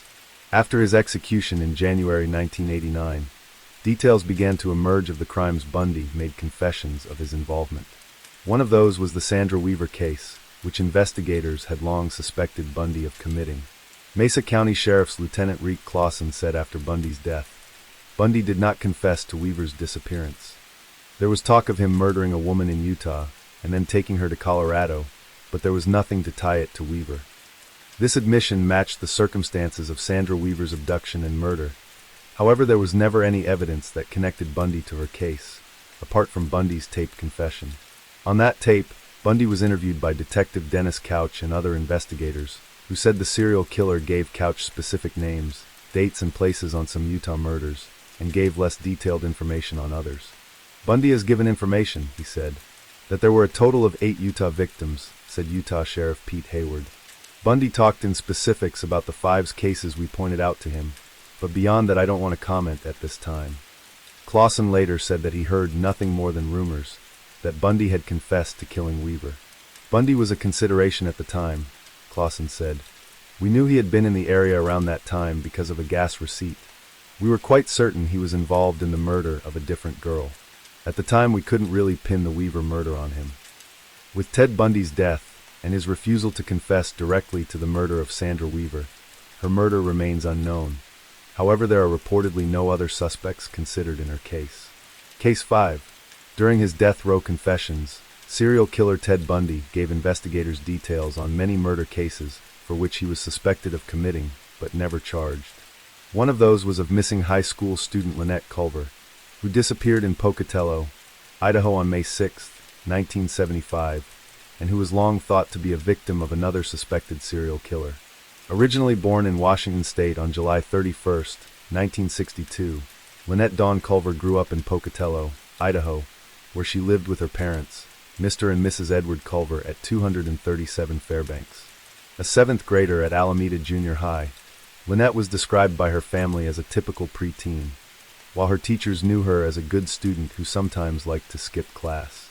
On the afternoon of May 6, 1975, Lynette disappeared. The last time anyone saw her, she was last seen leaving her school during her lunch break, during which she reportedly boarded a bus Hawthorne Junior High, a journey that would take her to Fort Hall. Reported missing after she failed to return to school, investigators were unable to determine why Lynette would go to Fort Hall. She was described as 5 feet 2 inches tall, with blue eyes and long brown hair, and weighing about 105 pounds. Although only 12, Lynette was by all accounts older in appearance. On the day of her disappearance, she was known to be wearing blue jeans and a red checkered shirt with a maroon fur-collared jacket. There were never any reports about Culver's whereabouts, and investigators could take the case no further without proof that she had been either kidnapped and held against her will or murdered. The body of Lynette Culver was never found, and police had no idea what happened to the young schoolgirl. Around the same time, serial killer Ted Bundy was kidnapping and killing young women throughout the states of Washington, Utah, and Colorado. His victim of choice was almost always a young college-aged woman, pretty, with her hair parted in the middle. However, there were several factors what led detectives to believe that Bundy was not responsible for the disappearance of Culver. Bundy's victims were always much older than Culver, who at 12 would have been his youngest victim up to that point in his murder spree. This, coupled with the fact that he had not, to the knowledge of law enforcement, ventured into Idaho in search of potential victims. He had started in Washington State, before moving to Utah, and then expanding into Colorado when police began to link his crimes to a single perpetrator. Several years after the disappearance of Lynette, there were a rash of other missing girls in Pocatello that police suspected might have been connected to Culver. Although these disappearances occurred many years after, it was believed that each of the young girls had met their end at the hands of the same killer. 15-year-old Patricia Campbell had last been seen at Alameda Park in Pocatello, Idaho, on July 22, 1978. That day the park was the location of a Pioneer Day celebration, and coincidentally another girl, 12-year-old Tina Anderson, disappeared in the park that same day. Although the girls did know each other, it was reported they were not close friends. After Tina failed to show up at a babysitting job that evening across the street from the park, family members reported the girls missing to the Pocatello Police Department. 3 years later, another young girl went missing. 14-year-old Linda Smith was abducted from her Pocatello home at 239 N. 8th on June 14, 1981. While babysitting her 9-year-old brother, an unknown man had rushed into the family home at around 2 in the morning, dragging Linda out of her bedroom and into his vehicle. Her younger brother described the unknown man as white and said he had his arm wrapped around Linda, who was kicking and screaming, trying to get away, before being shoved into a van with white flames painted on the sides. Despite the description of the abductor, police had little to go on, and little progress was made in the case. They suspected Linda has merely run away from home. Even when Linda's clothes were found in a ditch a week later by a city employee, police still did not believe she was the victim of a kidnapping. The following May, 11 months after she was last seen, remains were found below Hospital Way on a hilly area near East Center Street in Pocatello. They were positively identified as those of the missing Linda Smith. The cause of death was never determined. The Smith family believed that the investigation had been botched from the start. Later that same year, on October 15, 1981, some partial remains were discovered when hunters stumbled upon bones about 60 miles away in rural Oneida County. Clothing found was identified as belonging to Patricia was also found at the scene. At the scene, the sheriff's office also retrieved .22 caliber bullet casings. Missing Tina Anderson would soon be identified through dental records. However, the other remains thought to be Patricia's could not be positively identified. With one girl missing, and the remains of 2 others found, police began looking into the theory that these cases were somehow connected and that an unidentified serial killer might be responsible. On June 5, 1983, another young girl went missing. Sometime between the hours of 11:45 p.m. and 1:45 a.m., 14-year-old Cindy Bringhurst vanished while babysitting at an apartment in the 100 block of Highland Boulevard, Pocatello. The following month in July, her body was found by a fisherman partially submerged in a stream in the Mink Creek area west of Pocatello. Cindy had graduated from Alameda Junior High School, the same school which Lynette Culver was attending when she went missing. As in the case of the other missing girl, detectives were unable to determine what happened to Cindy. 3 years later, on October 26, 1986, a partial skull lacking a mandible was discovered by hunters in the same area as the remains belonging to Tina and the still unidentified young girl believed to be Patricia Campbell. An examination of the skull indicated that the victim died due to being repeatedly struck with a blunt object. She was determined to have been white and aged between 12 and 16 years. After this, the skull was misplaced by law enforcement and was unable to be located for years, until it resurfaced in 2018. In 2006, the Oneida County Sheriff's Office began to search for the unidentified remains found in 1981. At some point during this search, the remains were rediscovered in the department's evidence storage area. DNA testing was performed on these remains, and they were confirmed to be Patricia's in March 2007. Efforts to help identify the skull found in 1986 began in 2021, with the assistance of Othram. DNA testing eventually confirmed the skull belonged to Patricia in October 2022. The murders of the 4 young Pocatello girls between 1978 and 1983 have never been solved, although in recent years police have come to suspect they might not have been committed by the same killer. In the years since Lynette Culver's disappearance and the discovery of the remains of the missing Idaho girls, Ted Bundy went on to commit further murders in Florida. There, on February 9, 1978, he kidnapped and killed 12-year-old Kimberly Leach, who would be his youngest victim. Long suspected of targeting only adult victims, the revelation that Bundy raped and murdered Leach then opened up the possibility that he might be responsible for claiming younger victims. However, with Ted Bundy on death row, he steadfastly refused to admit to his crimes, protesting only that he was innocent. Meanwhile, at the same time he gave detailed interviews to journalists on his suspected crimes, and talking about murder in the third person, so as to prevent him from prosecution, Bundy remained a suspect in Culver's disappearance. Finally, during his last days before his scheduled execution, Bundy decided to use his victims in a last-ditch attempt to buy himself more time. He believed he could use details of his unsolved crimes as bargaining chips with detectives, in the hopes that it would prologue his life. Although Bundy did confess to crimes he was never convicted, his execution date was not postponed. He went on to confess to as many as 20 murders of young women throughout Washington, Utah, Colorado, Oregon, and Idaho. One of those Bundy talked about in Idaho was Lynette Culver, and he made a startling admission. Ted Bundy went on to describe how on May 6, 1975, he was parked outside of the Alameda Junior High School in Pocatello, Idaho, 160 miles, 255 kilometers, north of Salt Lake City. He said he saw a young girl walking along by herself, and decided to try and lure her into his vehicle, a Volkswagen Beetle, that had been used in his previous crimes. Once Culver accepted a ride, he drove her to his Holiday Inn hotel room. There, he said he raped Culver before drowning her in the bathtub. Bundy said he disposed of her body in the Snake River north of Pocatello. If detectives were still dubious about this admission, Bundy gave them more by reportedly provided intimate details about Lynette's personal life in his confession. Police would get no further time to question Bundy, as his time had run out. On January 24, 1989, he was executed in the electric chair at Florida State Prison for the murder of Kimberly Leach. With his confession, police believed that Lynette had fallen victim to Bundy, a cold-blooded serial killer who claimed the lives of as many as 30 young women. Case 6. On a warm autumn evening in 1961, 8-year-old Marie Burr went to bed along with her younger sibling. Several hours later, she woke to tell her mother that her young sibling was crying, and the two children were settled back to sleep. It was the last time her parents saw her. At some point in the night, little Marie Burr vanished.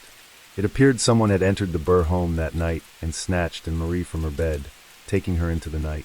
The police investigation saw several suspects questioned, but none were arrested for the crime. The prime suspect in the disappearance of Marie Burr is the notorious serial killer Ted Bundy.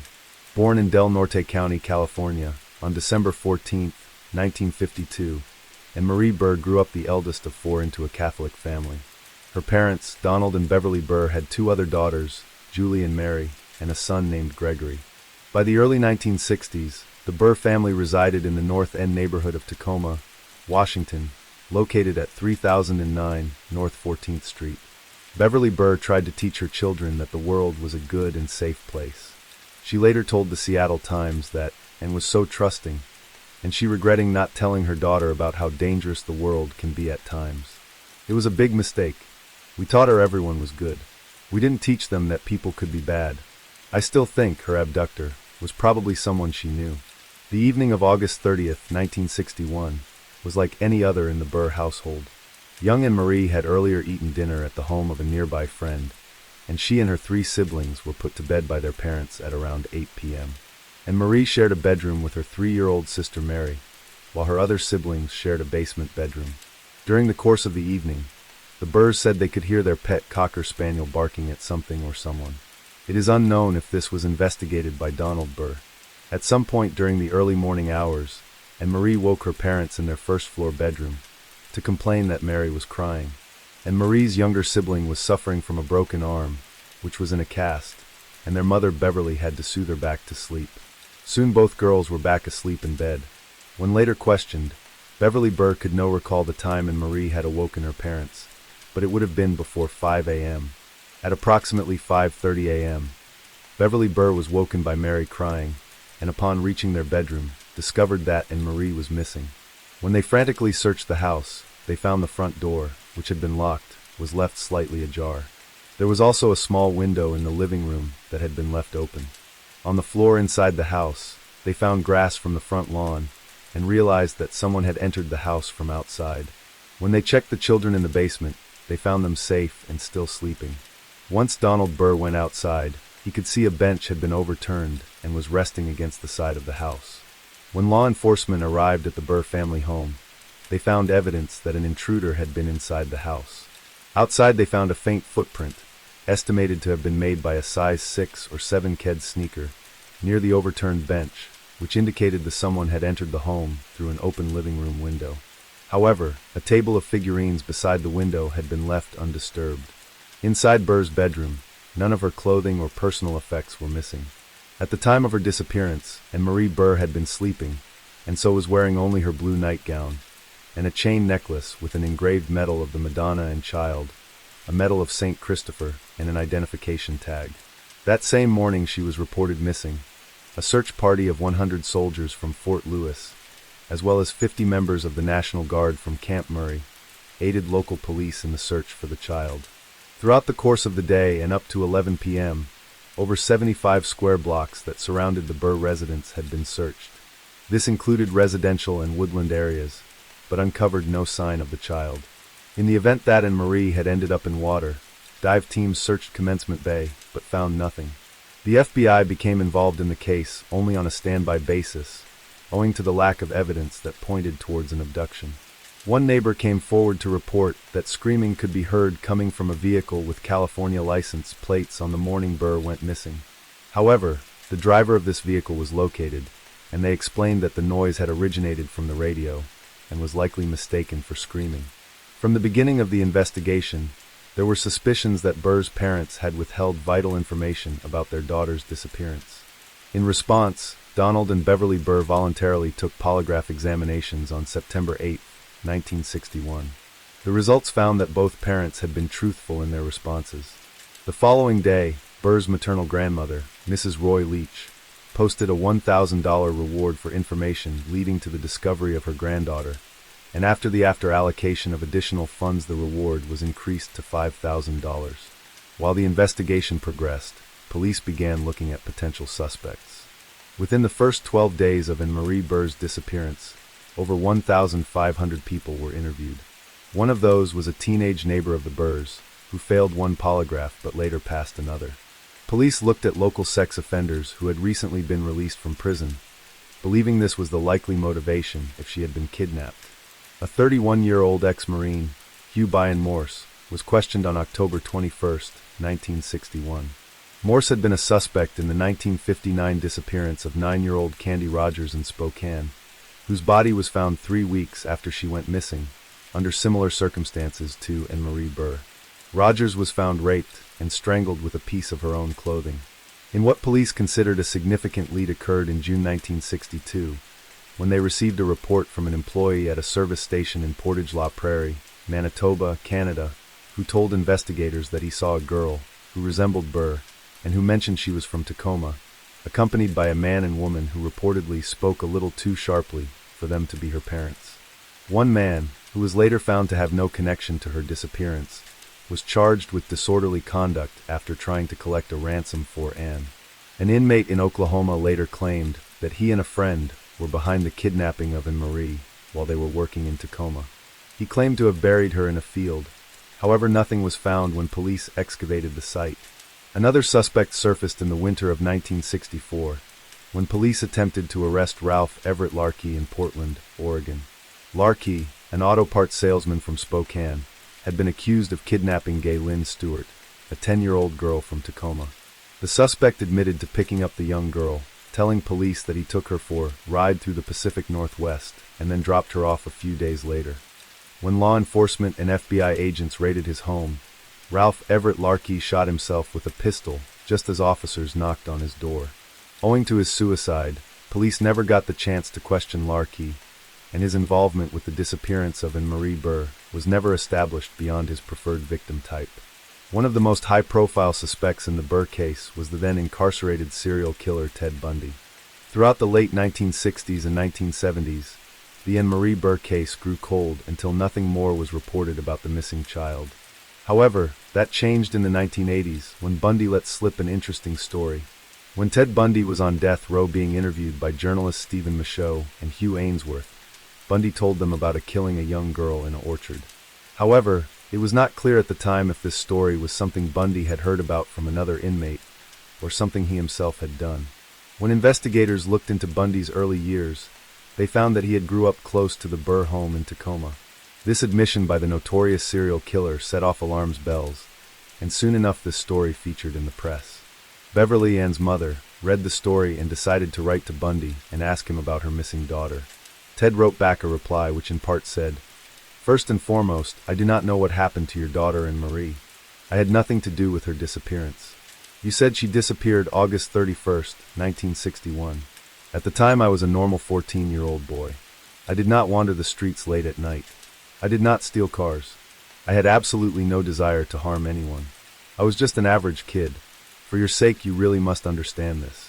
Although he had denied any involvement in and Marie Burr's disappearance, Bundy reportedly told the story again during an interview with a professor not long afterwards. When it came to confessions, Bundy often dabbled with the truth in an attempt to avoid incriminating himself, and he often gave different answers depending on the interviewer.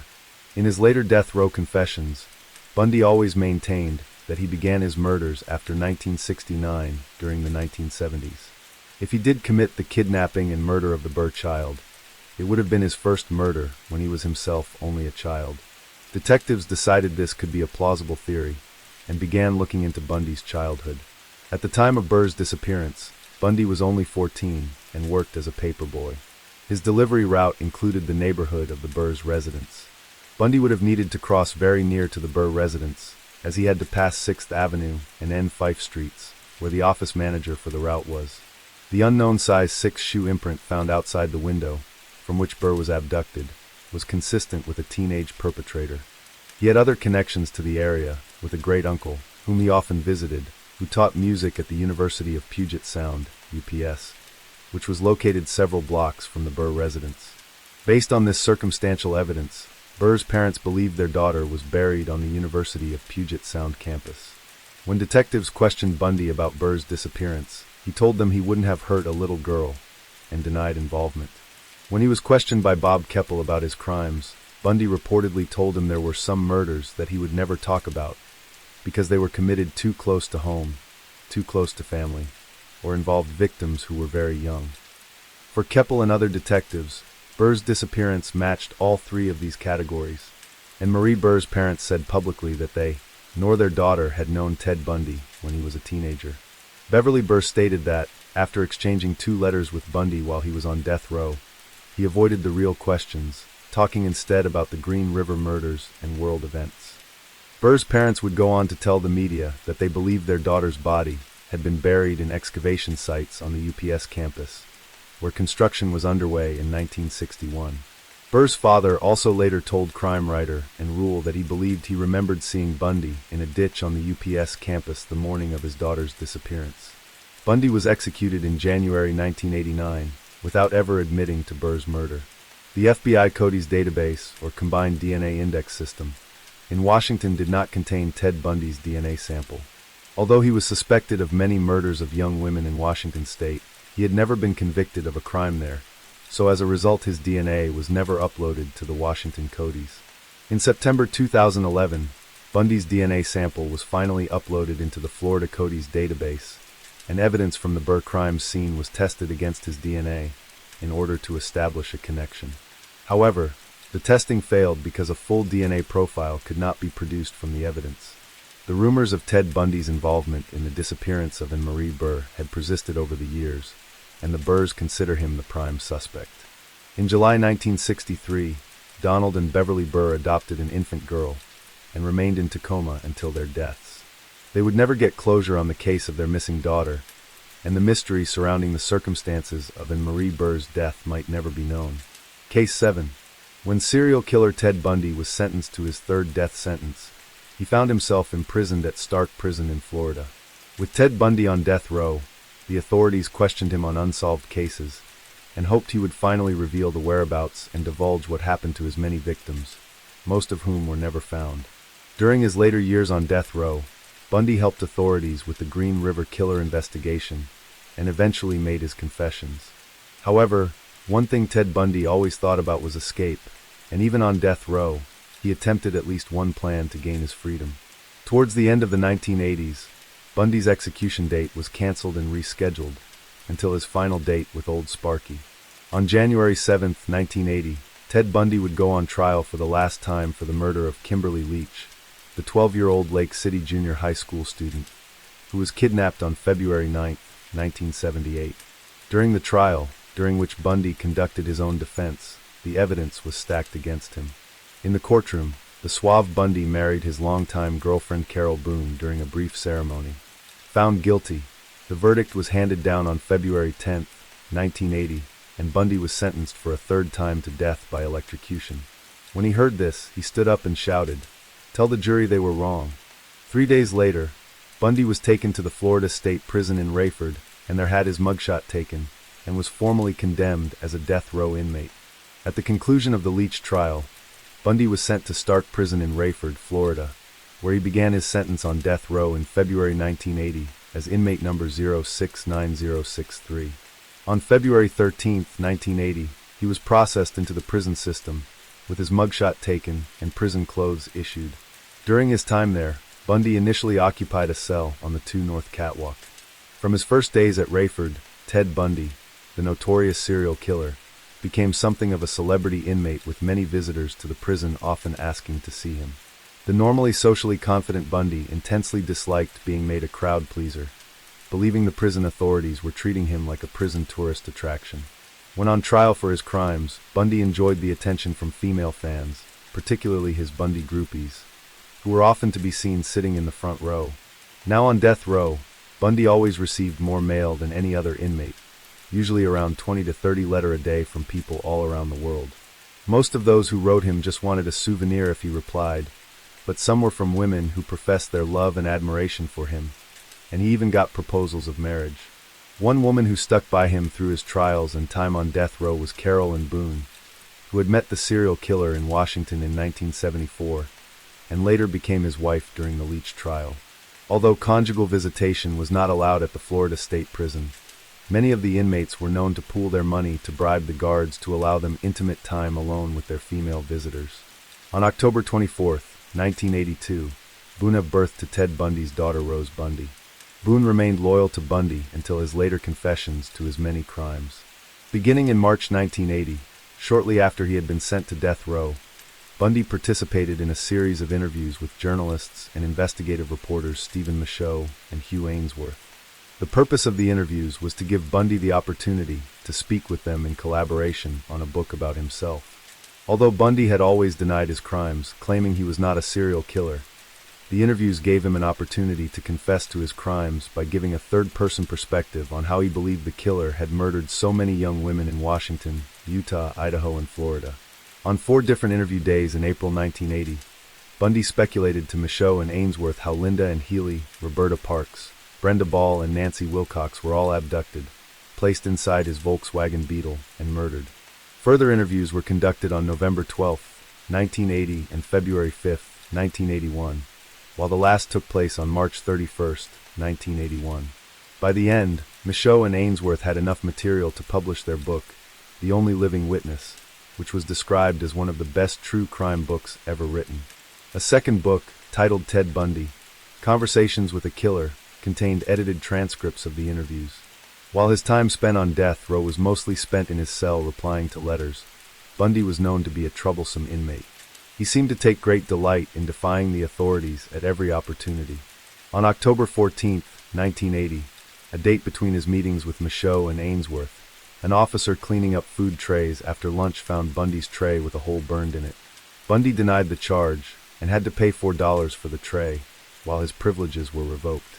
For 15 days, Ted Bundy had a history to defying the prison system ruled. During the Chi Omega trial, Bundy refused to attend court on July 17, 1979.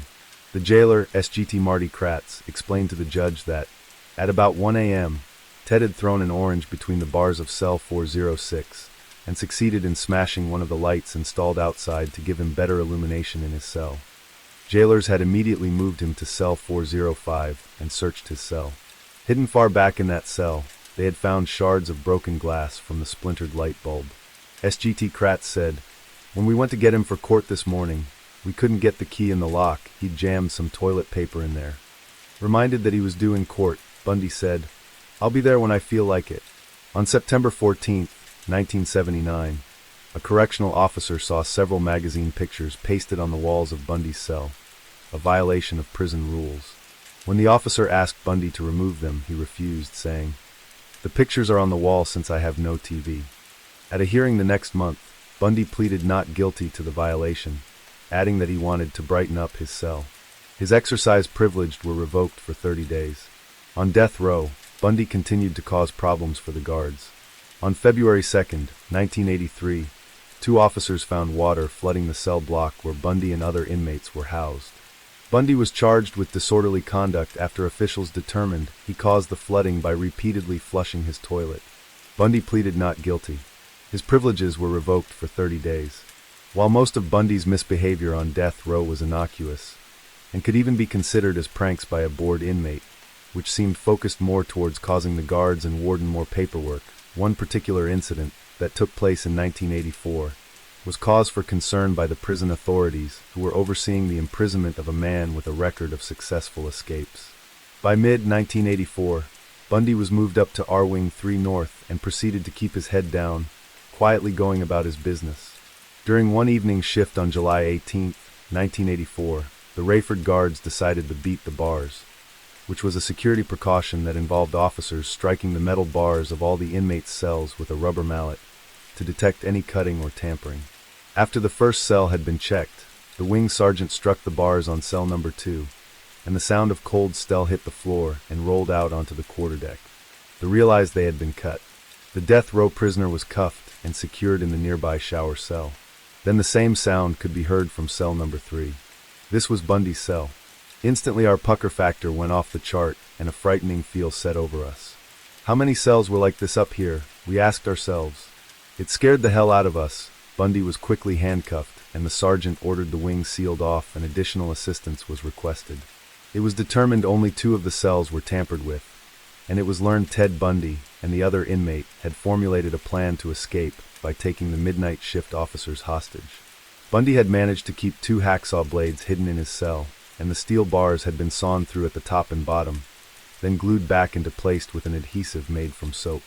He was subsequently moved to a different cell, and several months later a mirror was found in his cell, which was unauthorized, and he was again relocated.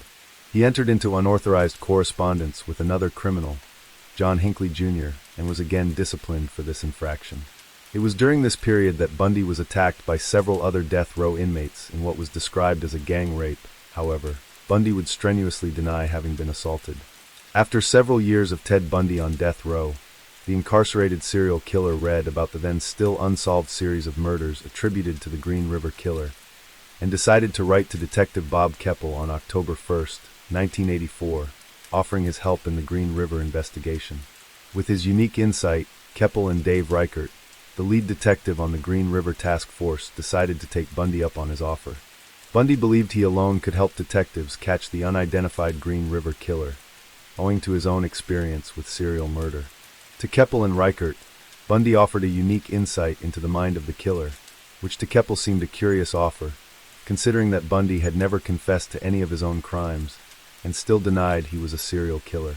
Several weeks after sending his letter, Keppel and Reichert traveled to the Florida State Penitentiary, and there met with Bundy in a small interrogation room off death row. Although Bundy could never provide Keppel with enough information to help catch the killer, he did offer many insightful opinions on how the killer might operate. He spoke about how the River Man, as he described the killer, might be selecting his victims, how long the killer might have been operating, the reason he was dumping bodies in different places, and he often lectured the 2 detectives on they should conduct their investigation.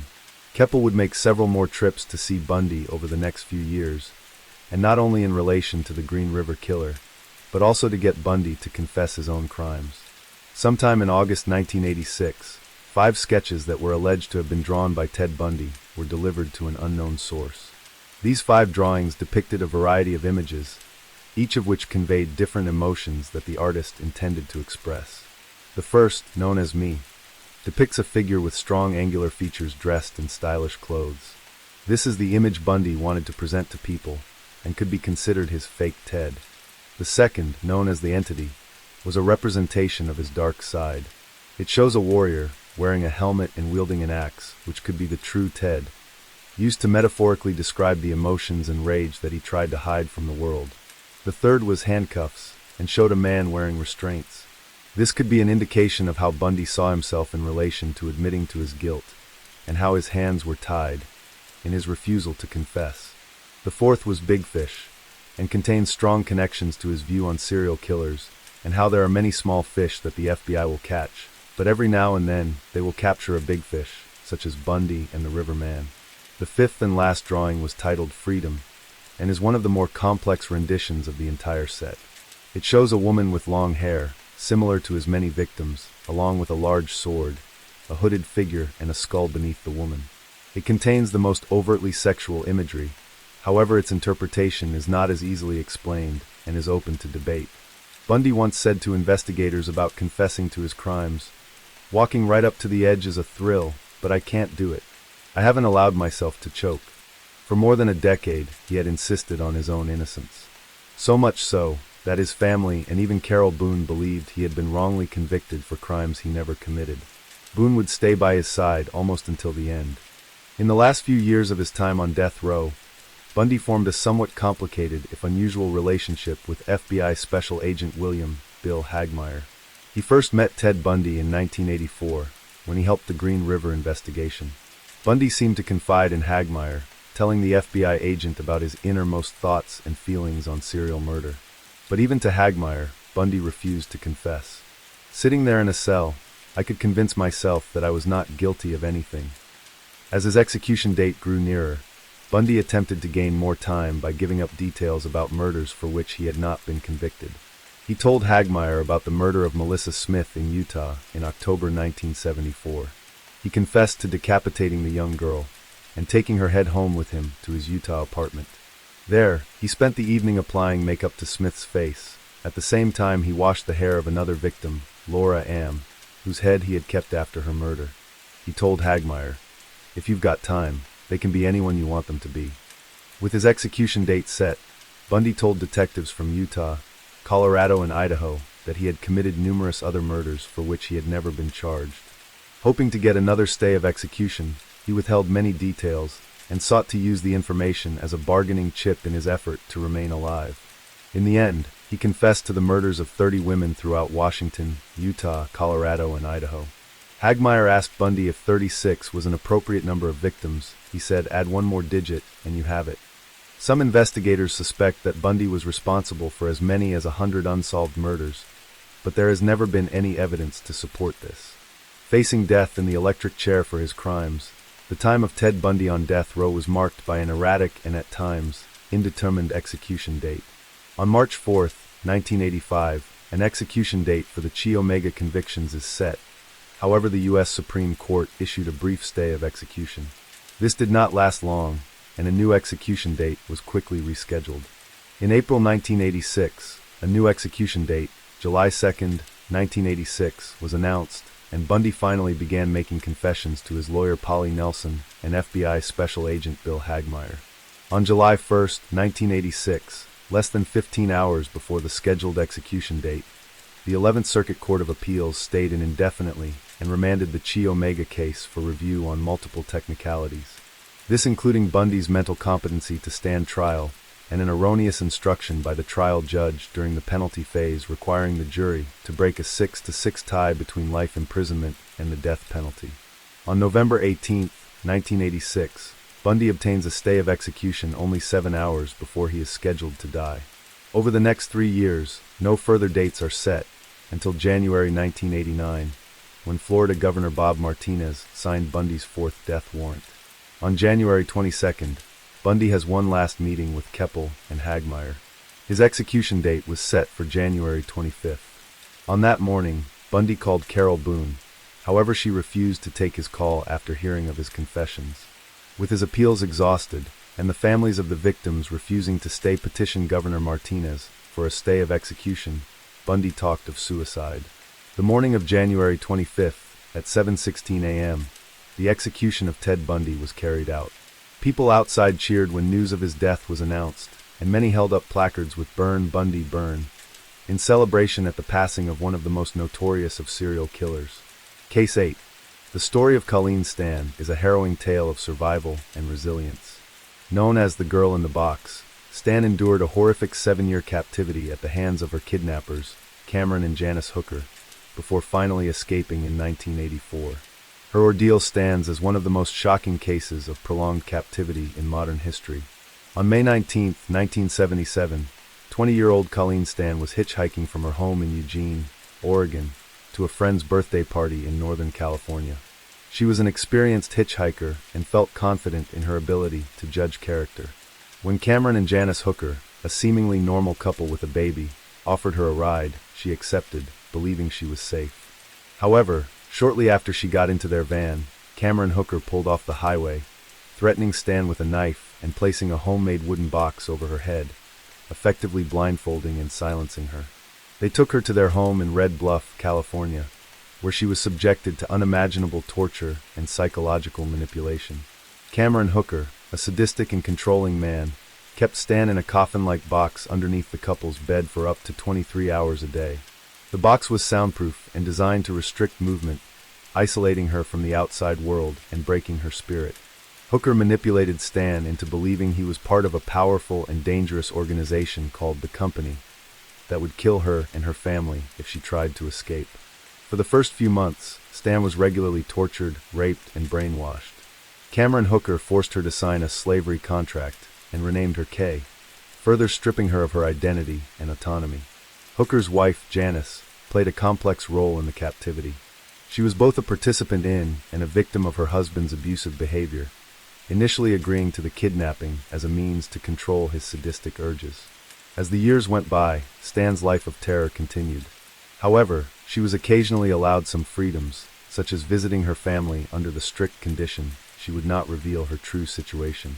Remarkably, despite the presence of her captors, Stan adhered to these conditions due to the deep psychological control Hooker had over her.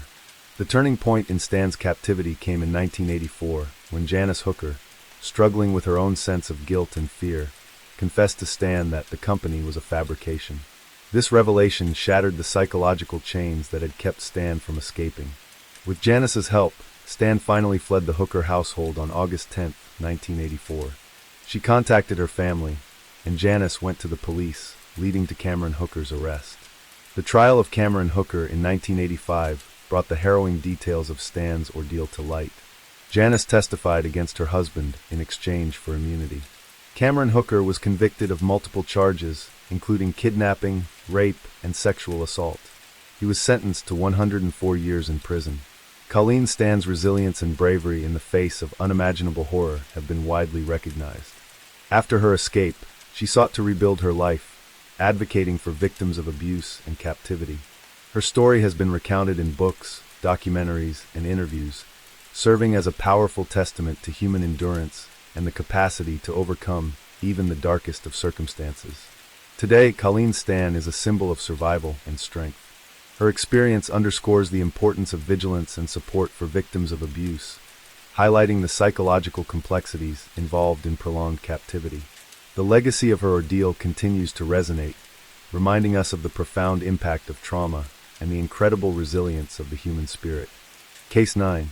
During the 1970s, serial killer Ted Bundy was the prime suspect in many unsolved cases of missing women.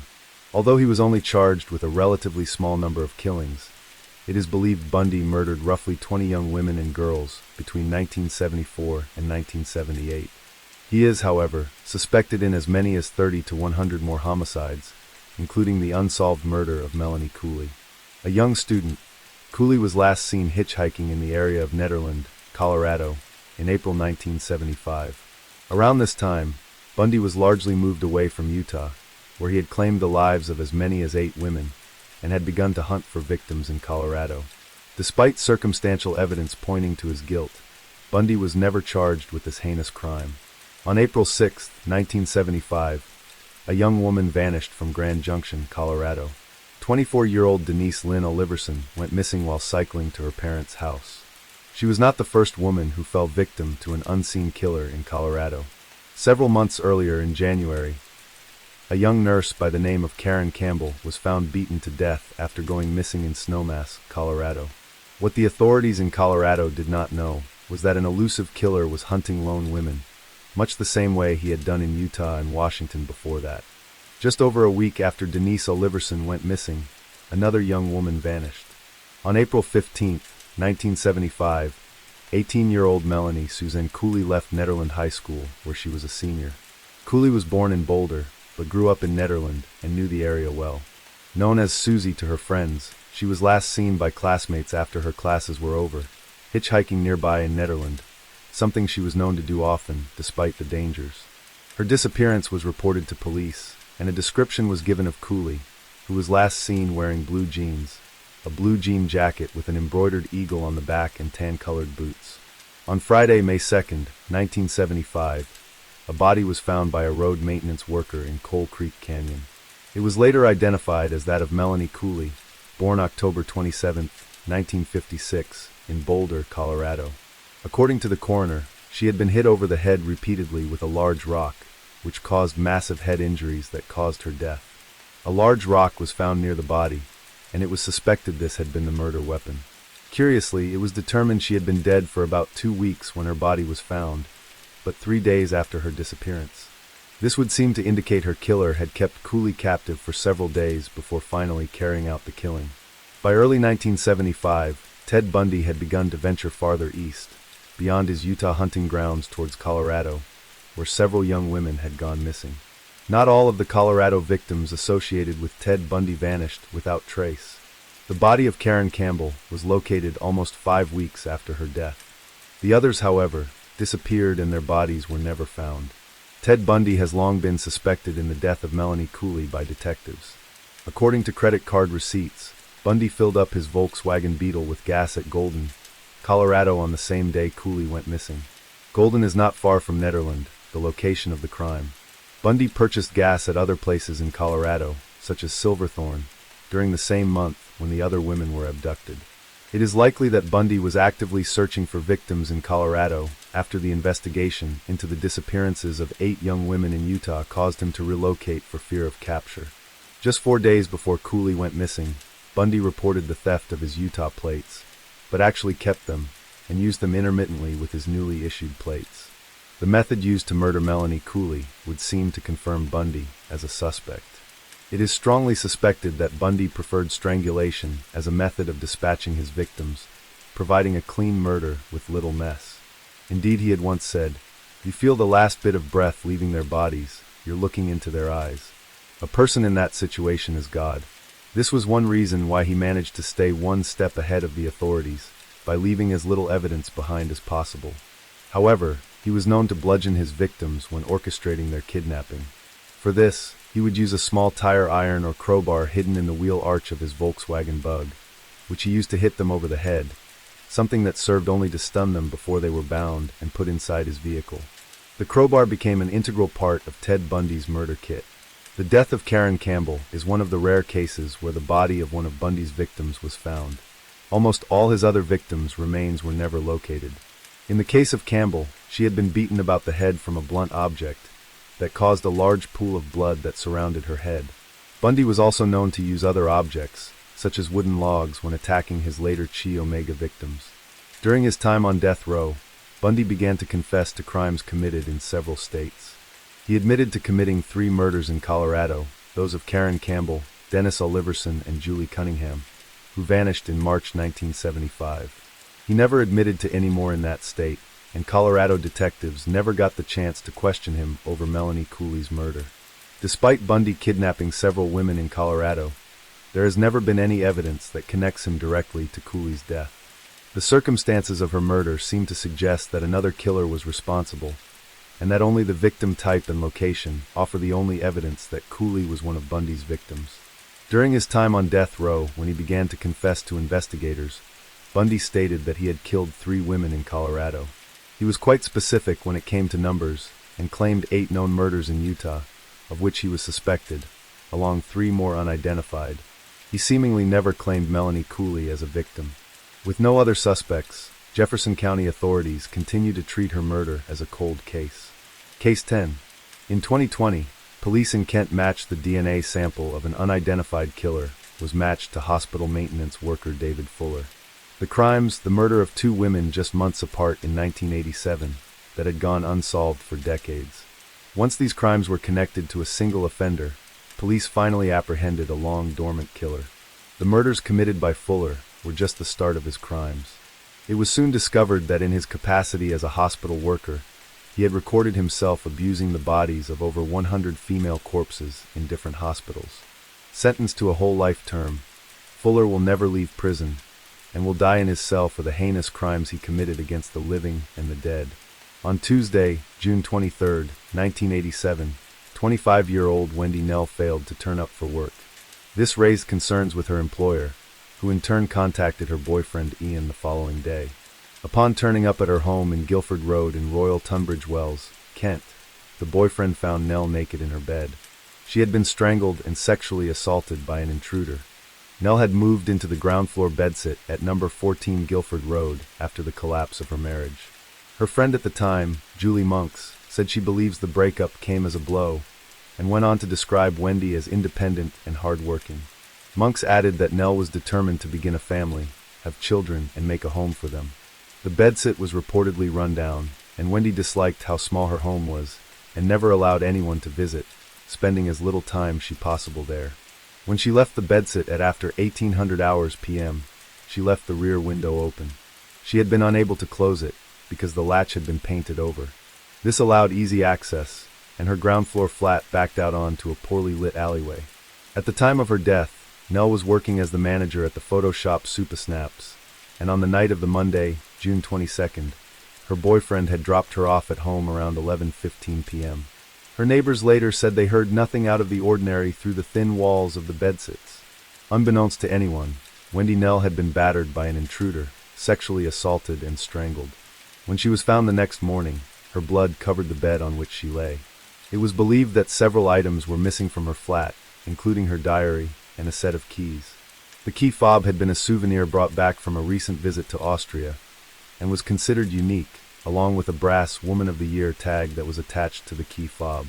Neither of these items were found, and police suspected the killer had taken them. Several months later, on November 24, 1987, a young woman disappeared from her home. On the night 20-year-old Caroline Pierce vanished, there were reports of screaming from her doorstep. It would be 3 weeks before her body was discovered, 40 miles away, dumped, naked apart from her tights, in an overgrown drainage ditch on farmland in Romney Marsh on the south coast. It was only by chance that her body was spotted by a tractor driver owing to his position high up in his vehicle's cab. Pierce, from Grosvenor Park, worked at Buster Brown's, a popular Tunbridge Wells restaurant. It was reported her injuries were similar to those carried out against Wendy Nell, and despite little evidence at the time, detectives suspected these two murders were somehow linked. The press referred to the two crimes as the bedsit murders. Police launched a comprehensive investigation. In Tunbridge Wells, several prowlers had been seen in the area. However, none of these incidents had been reported to police. 24 hours before Wendy Nell was murdered, a strange incident had been reported less than 50 yards away from her home. On June 21st, a 19-year-old was alone in her flat when she heard her doorbell ring. When she answered it, an unfamiliar man was standing at her door. He told her, "You shouldn't leave your window open, especially in the bedroom," before walking away. The witness later gave police a detailed description of the strange man she encountered at her door. At that time, during the 1980s, there was no CCTV for police to track the whereabouts of the two women in the days leading up to their murders, or the suspicious man who was seen on the previous Sunday. Neither was there any mobile phones that might help offer an insight into who the women were acquainted with and any potential leads or suspects. Coupled with the fact that DNA analysis was still in its infancy, police were facing an uphill struggle to solve what were two extremely complex murder investigations. It had only been 8 years previous that offender profiles had been created with the national database. Detectives knew that the killer or killers might not even be present in the database. At about 10:30 p.m., on the evening Wendy Nell was murdered, a neighbor who lived in the same building as Wendy saw a suspicious man in the alleyway behind Guildford Road. The witness said the man was trying to peep into the house directly opposite. The prowler reportedly watched inside for some minutes before he was disturbed. The police were not called. Later that same evening at approximately 12:30 a.m., local residents reported that a peeping Tom was seen out of property on nearby Grove Hill Road. Then at 1:10 a.m. on Guildford Road, neighbors recalled a car, possibly a blue Talbot Horizon, having difficulty starting while parked outside Wendy's house. 2 days after Wendy's death, a new witness, a local shopkeeper came forward and provided information that opened up a whole new line on inquiry. Bits and Pieces, a second-hand goods shop that specializes in collector's items, and the owner believed that Wendy was a regular customer. Over a period of 9 months, Wendy had visited the shop around once a fortnight, and always to look at or buy model trains. Assuming that the customer was Wendy, none of the trains she bought have ever been found. They were not kept by herself, and so detectives wondered to whom she might have given them. There was forensic evidence left behind by the perpetrator. A bloody fingerprint had been found on a shopping bag, and a bloodied footprint could be seen on the cuff of a white blouse from Wendy's flat. A sperm sample was found on Caroline's tights, and saliva samples and other DNA were found on Ms. Nell's bedding, towel, and intimate samples. These items were carefully stored by police, until such a time when they could be tested for a DNA profile and, hopefully, matched with an offender. With advances in forensic technology, detectives tested the DNA sample in 1999, but were disappointed when it failed to match anyone on the new database. It was believed that unless the killer had been arrested for some other offense, had his DNA taken as a result, then his profile would not have been entered into the database. As such, the DNA samples taken from the murder scenes would remain unidentified. Despite 2 BBC Crime Watch appeals, one in October 1987 about the murder of Wendy Nell, which featured a detailed reconstruction, the trail went cold. Speaking in 2007, veteran detective Dave Stevens, who investigated the case, told the BBC, "We've scaled down the inquiry, but one thing we've never done is close the inquiry. There are no further developments in the case of the Bedsit murders, which essentially became a cold case until 2007, when a significant new lead was made during a cold case review. The samples were tested again, and this time there appeared to be a match, officially linking the murders of Wendy Nell and Caroline Pierce to the same unidentified perpetrator. By 2019, new techniques had been developed by forensics experts for collecting DNA from a damaged sperm sample like the one found on Caroline's tights. Another relatively new technique, known as familial DNA, was then applied, which allows scientists to identify whether someone is related to a person whose DNA is discovered at a crime scene. Noel McHugh, a former Metropolitan Police detective who advised the Kent investigators and now works for the National Crime Agency, said this technique was absolutely crucial in the apprehension of murder suspects. If it were not for the familial DNA testing, the DNA samples taken from the crime scenes would never have been linked to a suspect. But familial DNA allowed the investigators to bring down the 6.5 M profiles on the National DNA Database to a workable number which would eventually identify the killer, said Mr. McHugh. Suspecting their killer was local, and with a list of people who lived in the nearby area of the murders, as well as the right age group, detectives narrow their list. "We came up with a long list of people, in order of which was the closest possibility of being the right relation of our offender," said Senior Investigating Officer Det Supt Ivan Beasley. After a lengthy search, police eventually hit a match. The closest partial DNA match was from a man whose surname was Fuller. Police then studied the family tree and honed in on one relative, 63-year-old David Fuller. Investigators then began looking at this suspect and his criminal history. Unsurprisingly, Fuller had little in the way of a criminal past, at least nothing that was known to police. At school he was in trouble with police for stealing bikes and damaging property in fires, but nothing that caused him to come to police attention. Born on September 4, 1954, Fuller had trained as an electrician and maintenance man while working in the Navy shipyards of Portsmouth. He was married 3 times and was interested in birdwatching, cycling, and photography. He became an unofficial photographer for London rock band Cutting Crew, and in 1985 accompanied them on tour with his second wife, Sally. In late November 2020, a match was made between his DNA and the samples from the case. On December 3, 2020, police arrived at David Fuller's quiet estate and knocked on the door of the family's small semi-detached home, which was noticeably well equipped with CCTV cameras. He was arrested on suspicion of the double murders. The case, however, would prove to be much more complicated than detectives first believed. Under questioning, Fuller claimed he was not familiar with Tunbridge Wells, despite it being the next significant town. When asked, he denied ever visiting Supasnap's shop or Buster Brown's, and categorically denied knowing or being responsible for the murders of Wendy Nell and Caroline Pierce. "That was a lie," said Det Supt Beasley, and he and his detectives would prove it. From the search of his home, it became apparent to detectives that David Fuller had obsessively recorded his life. He kept diaries detailing nights out at restaurants and photos that showed his rides with a cycling club, along with the invoices he had issued as a maintenance man and electrician. This provided a wealth of information for officers to search through.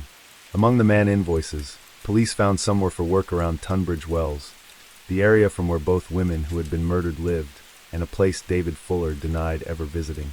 From the pages of his diary entries, it was learned that he had been a regular customer at Buster Brown's, where victim Caroline Pierce worked.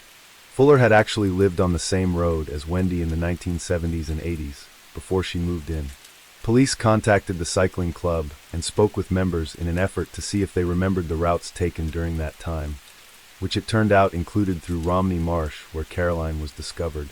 One of the photographs found at Fuller's home shows him lying on his stomach on a sunny day in the 1980s, his feet upturned, the soles of his Clark's shoes exposed. There, in the image, police could see that the pattern matched the print found in Wendy's flat. When his fingerprints were taken, they were found to be a match to the bloody print on the shopping bag.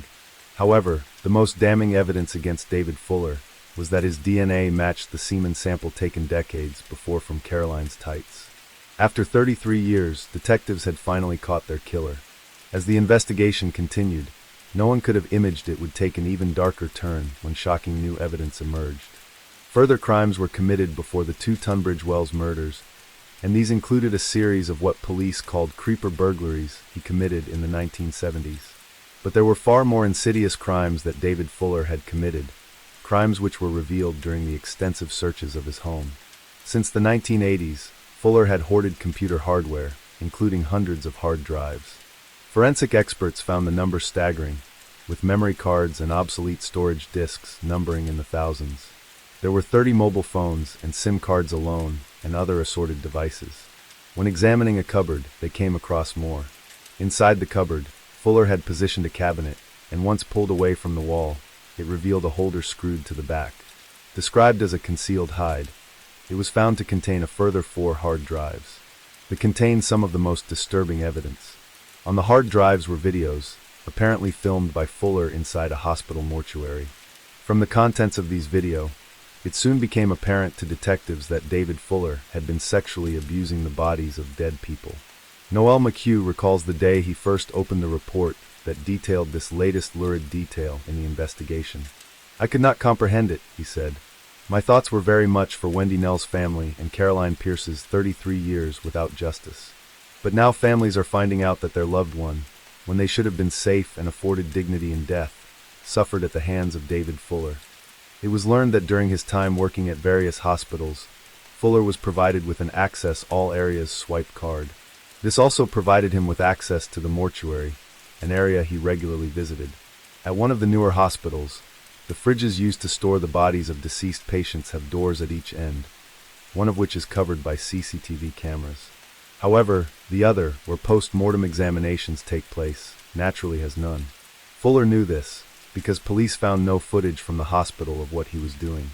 Instead, they relied heavily on his own videos, filmed on a small camera, which showed him interfering with as many as 100 female corpses. The evidence was damning. Investigators were able to pause the footage to read details on patients' wristbands. By cross-referencing the metadata on the videos, which showed when they had been filmed, with the names of patients in the mortuary at the time, forensic experts were able to confirm the dates of Fuller's offending. He even kept a little black book, into which he recorded the many names of his deceased victims. Libby Clark, a senior Crown prosecutor, said he wouldn't leave them alone, he went back to them on different occasions. "This is the most disturbing and challenging case I have ever been involved with." Fuller's offending within hospitals is believed to have involved as many as 100 victims, whose ages range from under 18 to over 85, and taken place between the years of 2008 and 2020. Equally as disturbing was the discovery in David Fuller's house of what police described as one of the biggest stashes of child sexual abuse images ever discovered, which included millions of images and videos.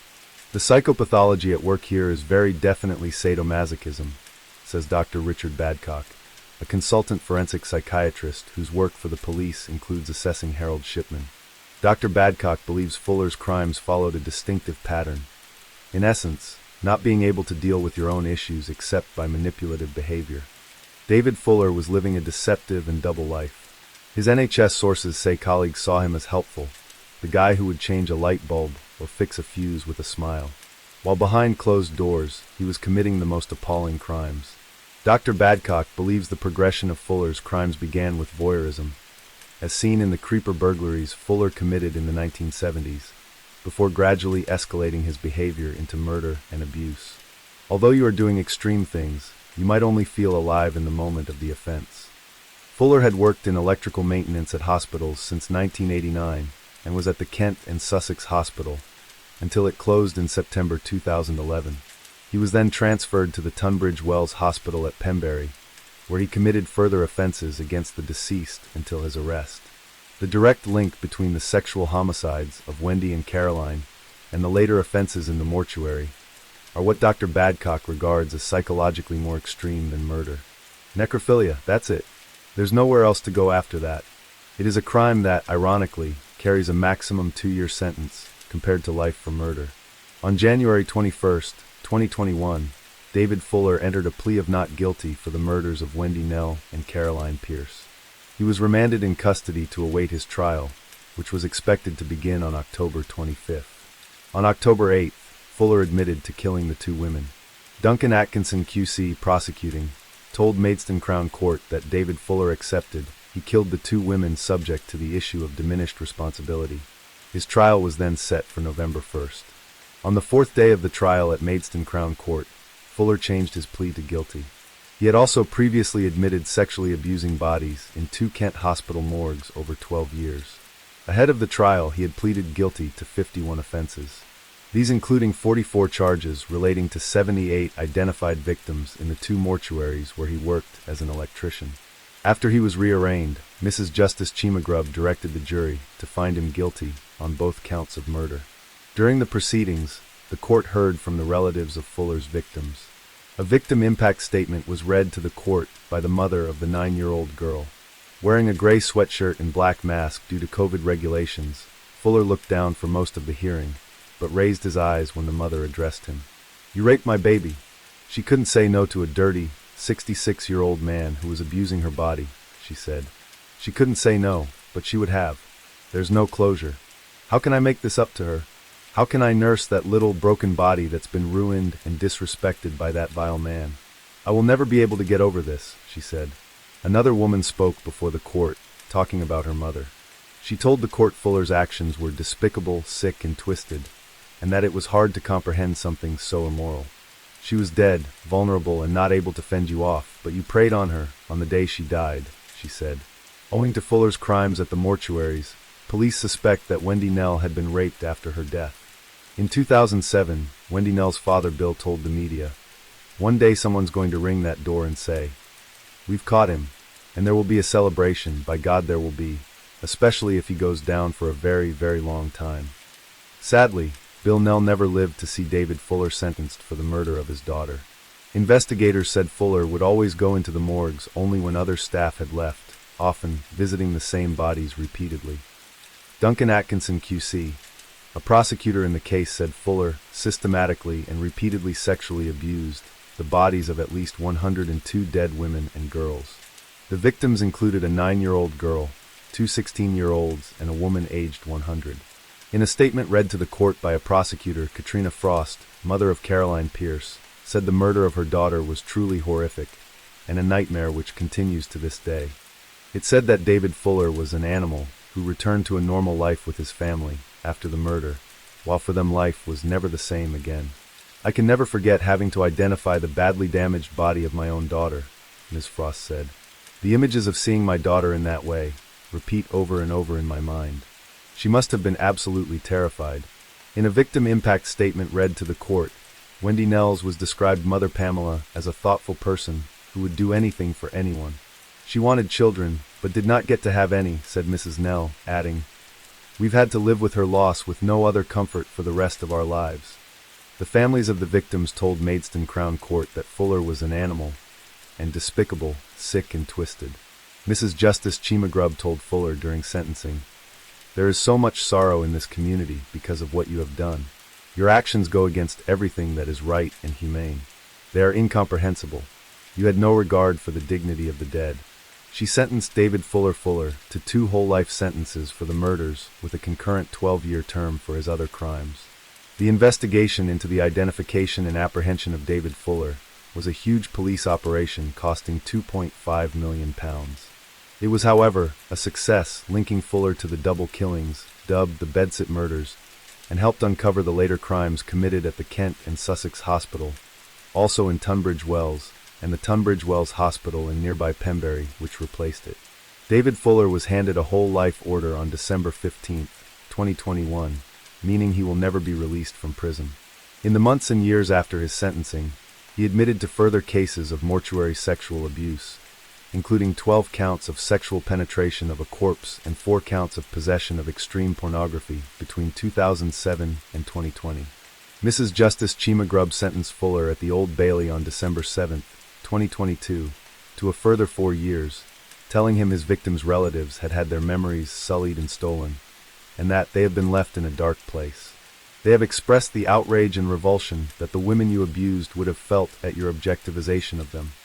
Addressing Fuller directly, the daughter of one of his victims said, "David, I want you to know how much damage you have caused, how your sick and twisted behavior has damaged families like mine. I'm pleased you are now being held accountable for what you did only 7 hours after she died." Mrs. Justice Chima Grubb went on to highlight the victim's achievements in life, saying one had been a talented skier, others had worked as teachers or in the NHS, and one had worked at Bletchley Park during the Second World War. One of the prosecutors, Libby Clark, said, "Fuller's actions were depraved, disgusting, and dehumanizing, on a scale that has never been encountered before in legal history." Det Supt Ivan Beasley from Kent Police said of the latest sentencing, "Today's sentencing will mean little to this abhorrent individual, who throughout our investigation has demonstrated no remorse and only a capacity for self-pity." As a result of the unmasking of David Fuller, the government announced an independent inquiry into how he went undetected until his capture. The case of David Fuller, one of abhorrent crimes committed against both the living and the dead. His mortuary crimes against the deceased are known to have taken place between 2008 and 2020. However, there remains a glaring hole in his record, with no known offending between 1987 and 2008.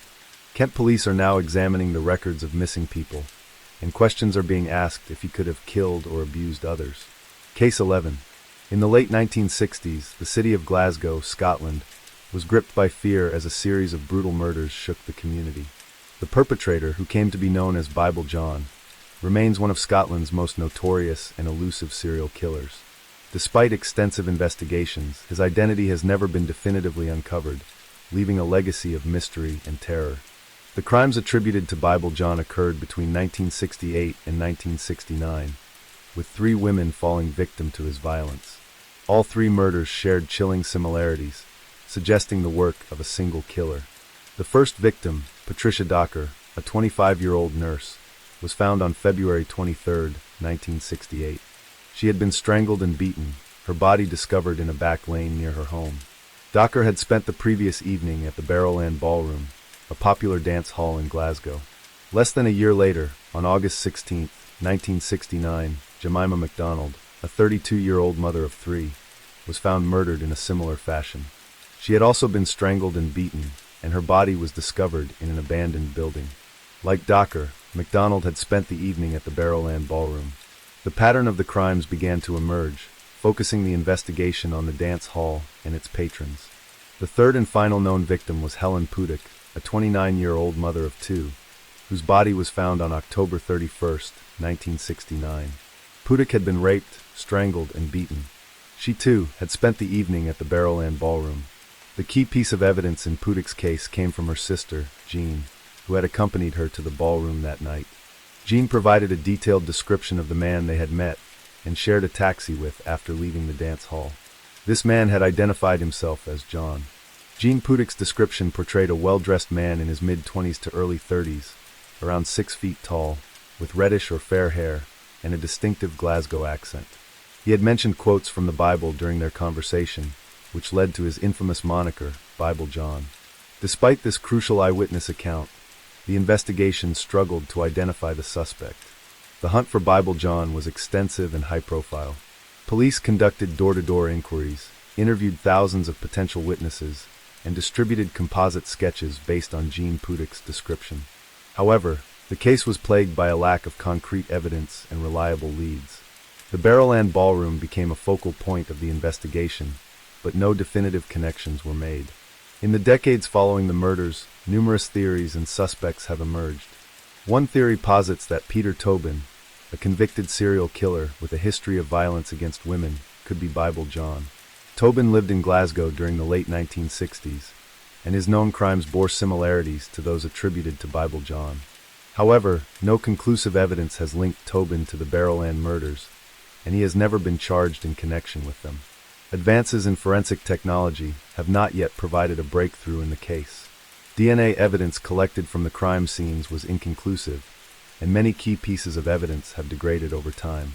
Despite renewed efforts and occasional media interest, the true identity of Bible John remains a mystery. The case of Bible John continues to haunt Glasgow, a reminder of a dark period in the city's history. The unresolved nature of the murders leaves open questions about justice for the victims and their families. Bible John stands as one of the most enduring enigmas in the annals of Scottish crime, a shadowy figure whose true identity may never be uncovered. Case 12. Haute de la Garenne, a former children's home on the island of Jersey, became the epicenter of a shocking investigation that exposed a history of abuse and neglect spanning several decades. What was once considered a place of refuge for vulnerable children evolved into a harrowing symbol of systemic failure and betrayal. Built in the 19th century, Haute de la Garenne served various purposes over the years, including use as a youth hostel and later as a residential care facility for children. However, the idyllic facade masked a darker reality of abuse that persisted for many years, hidden behind closed doors. The turning point in exposing the atrocities occurred in 2008 when the states of Jersey police launched Operation Rectangle, a comprehensive investigation into historical child abuse allegations on the island.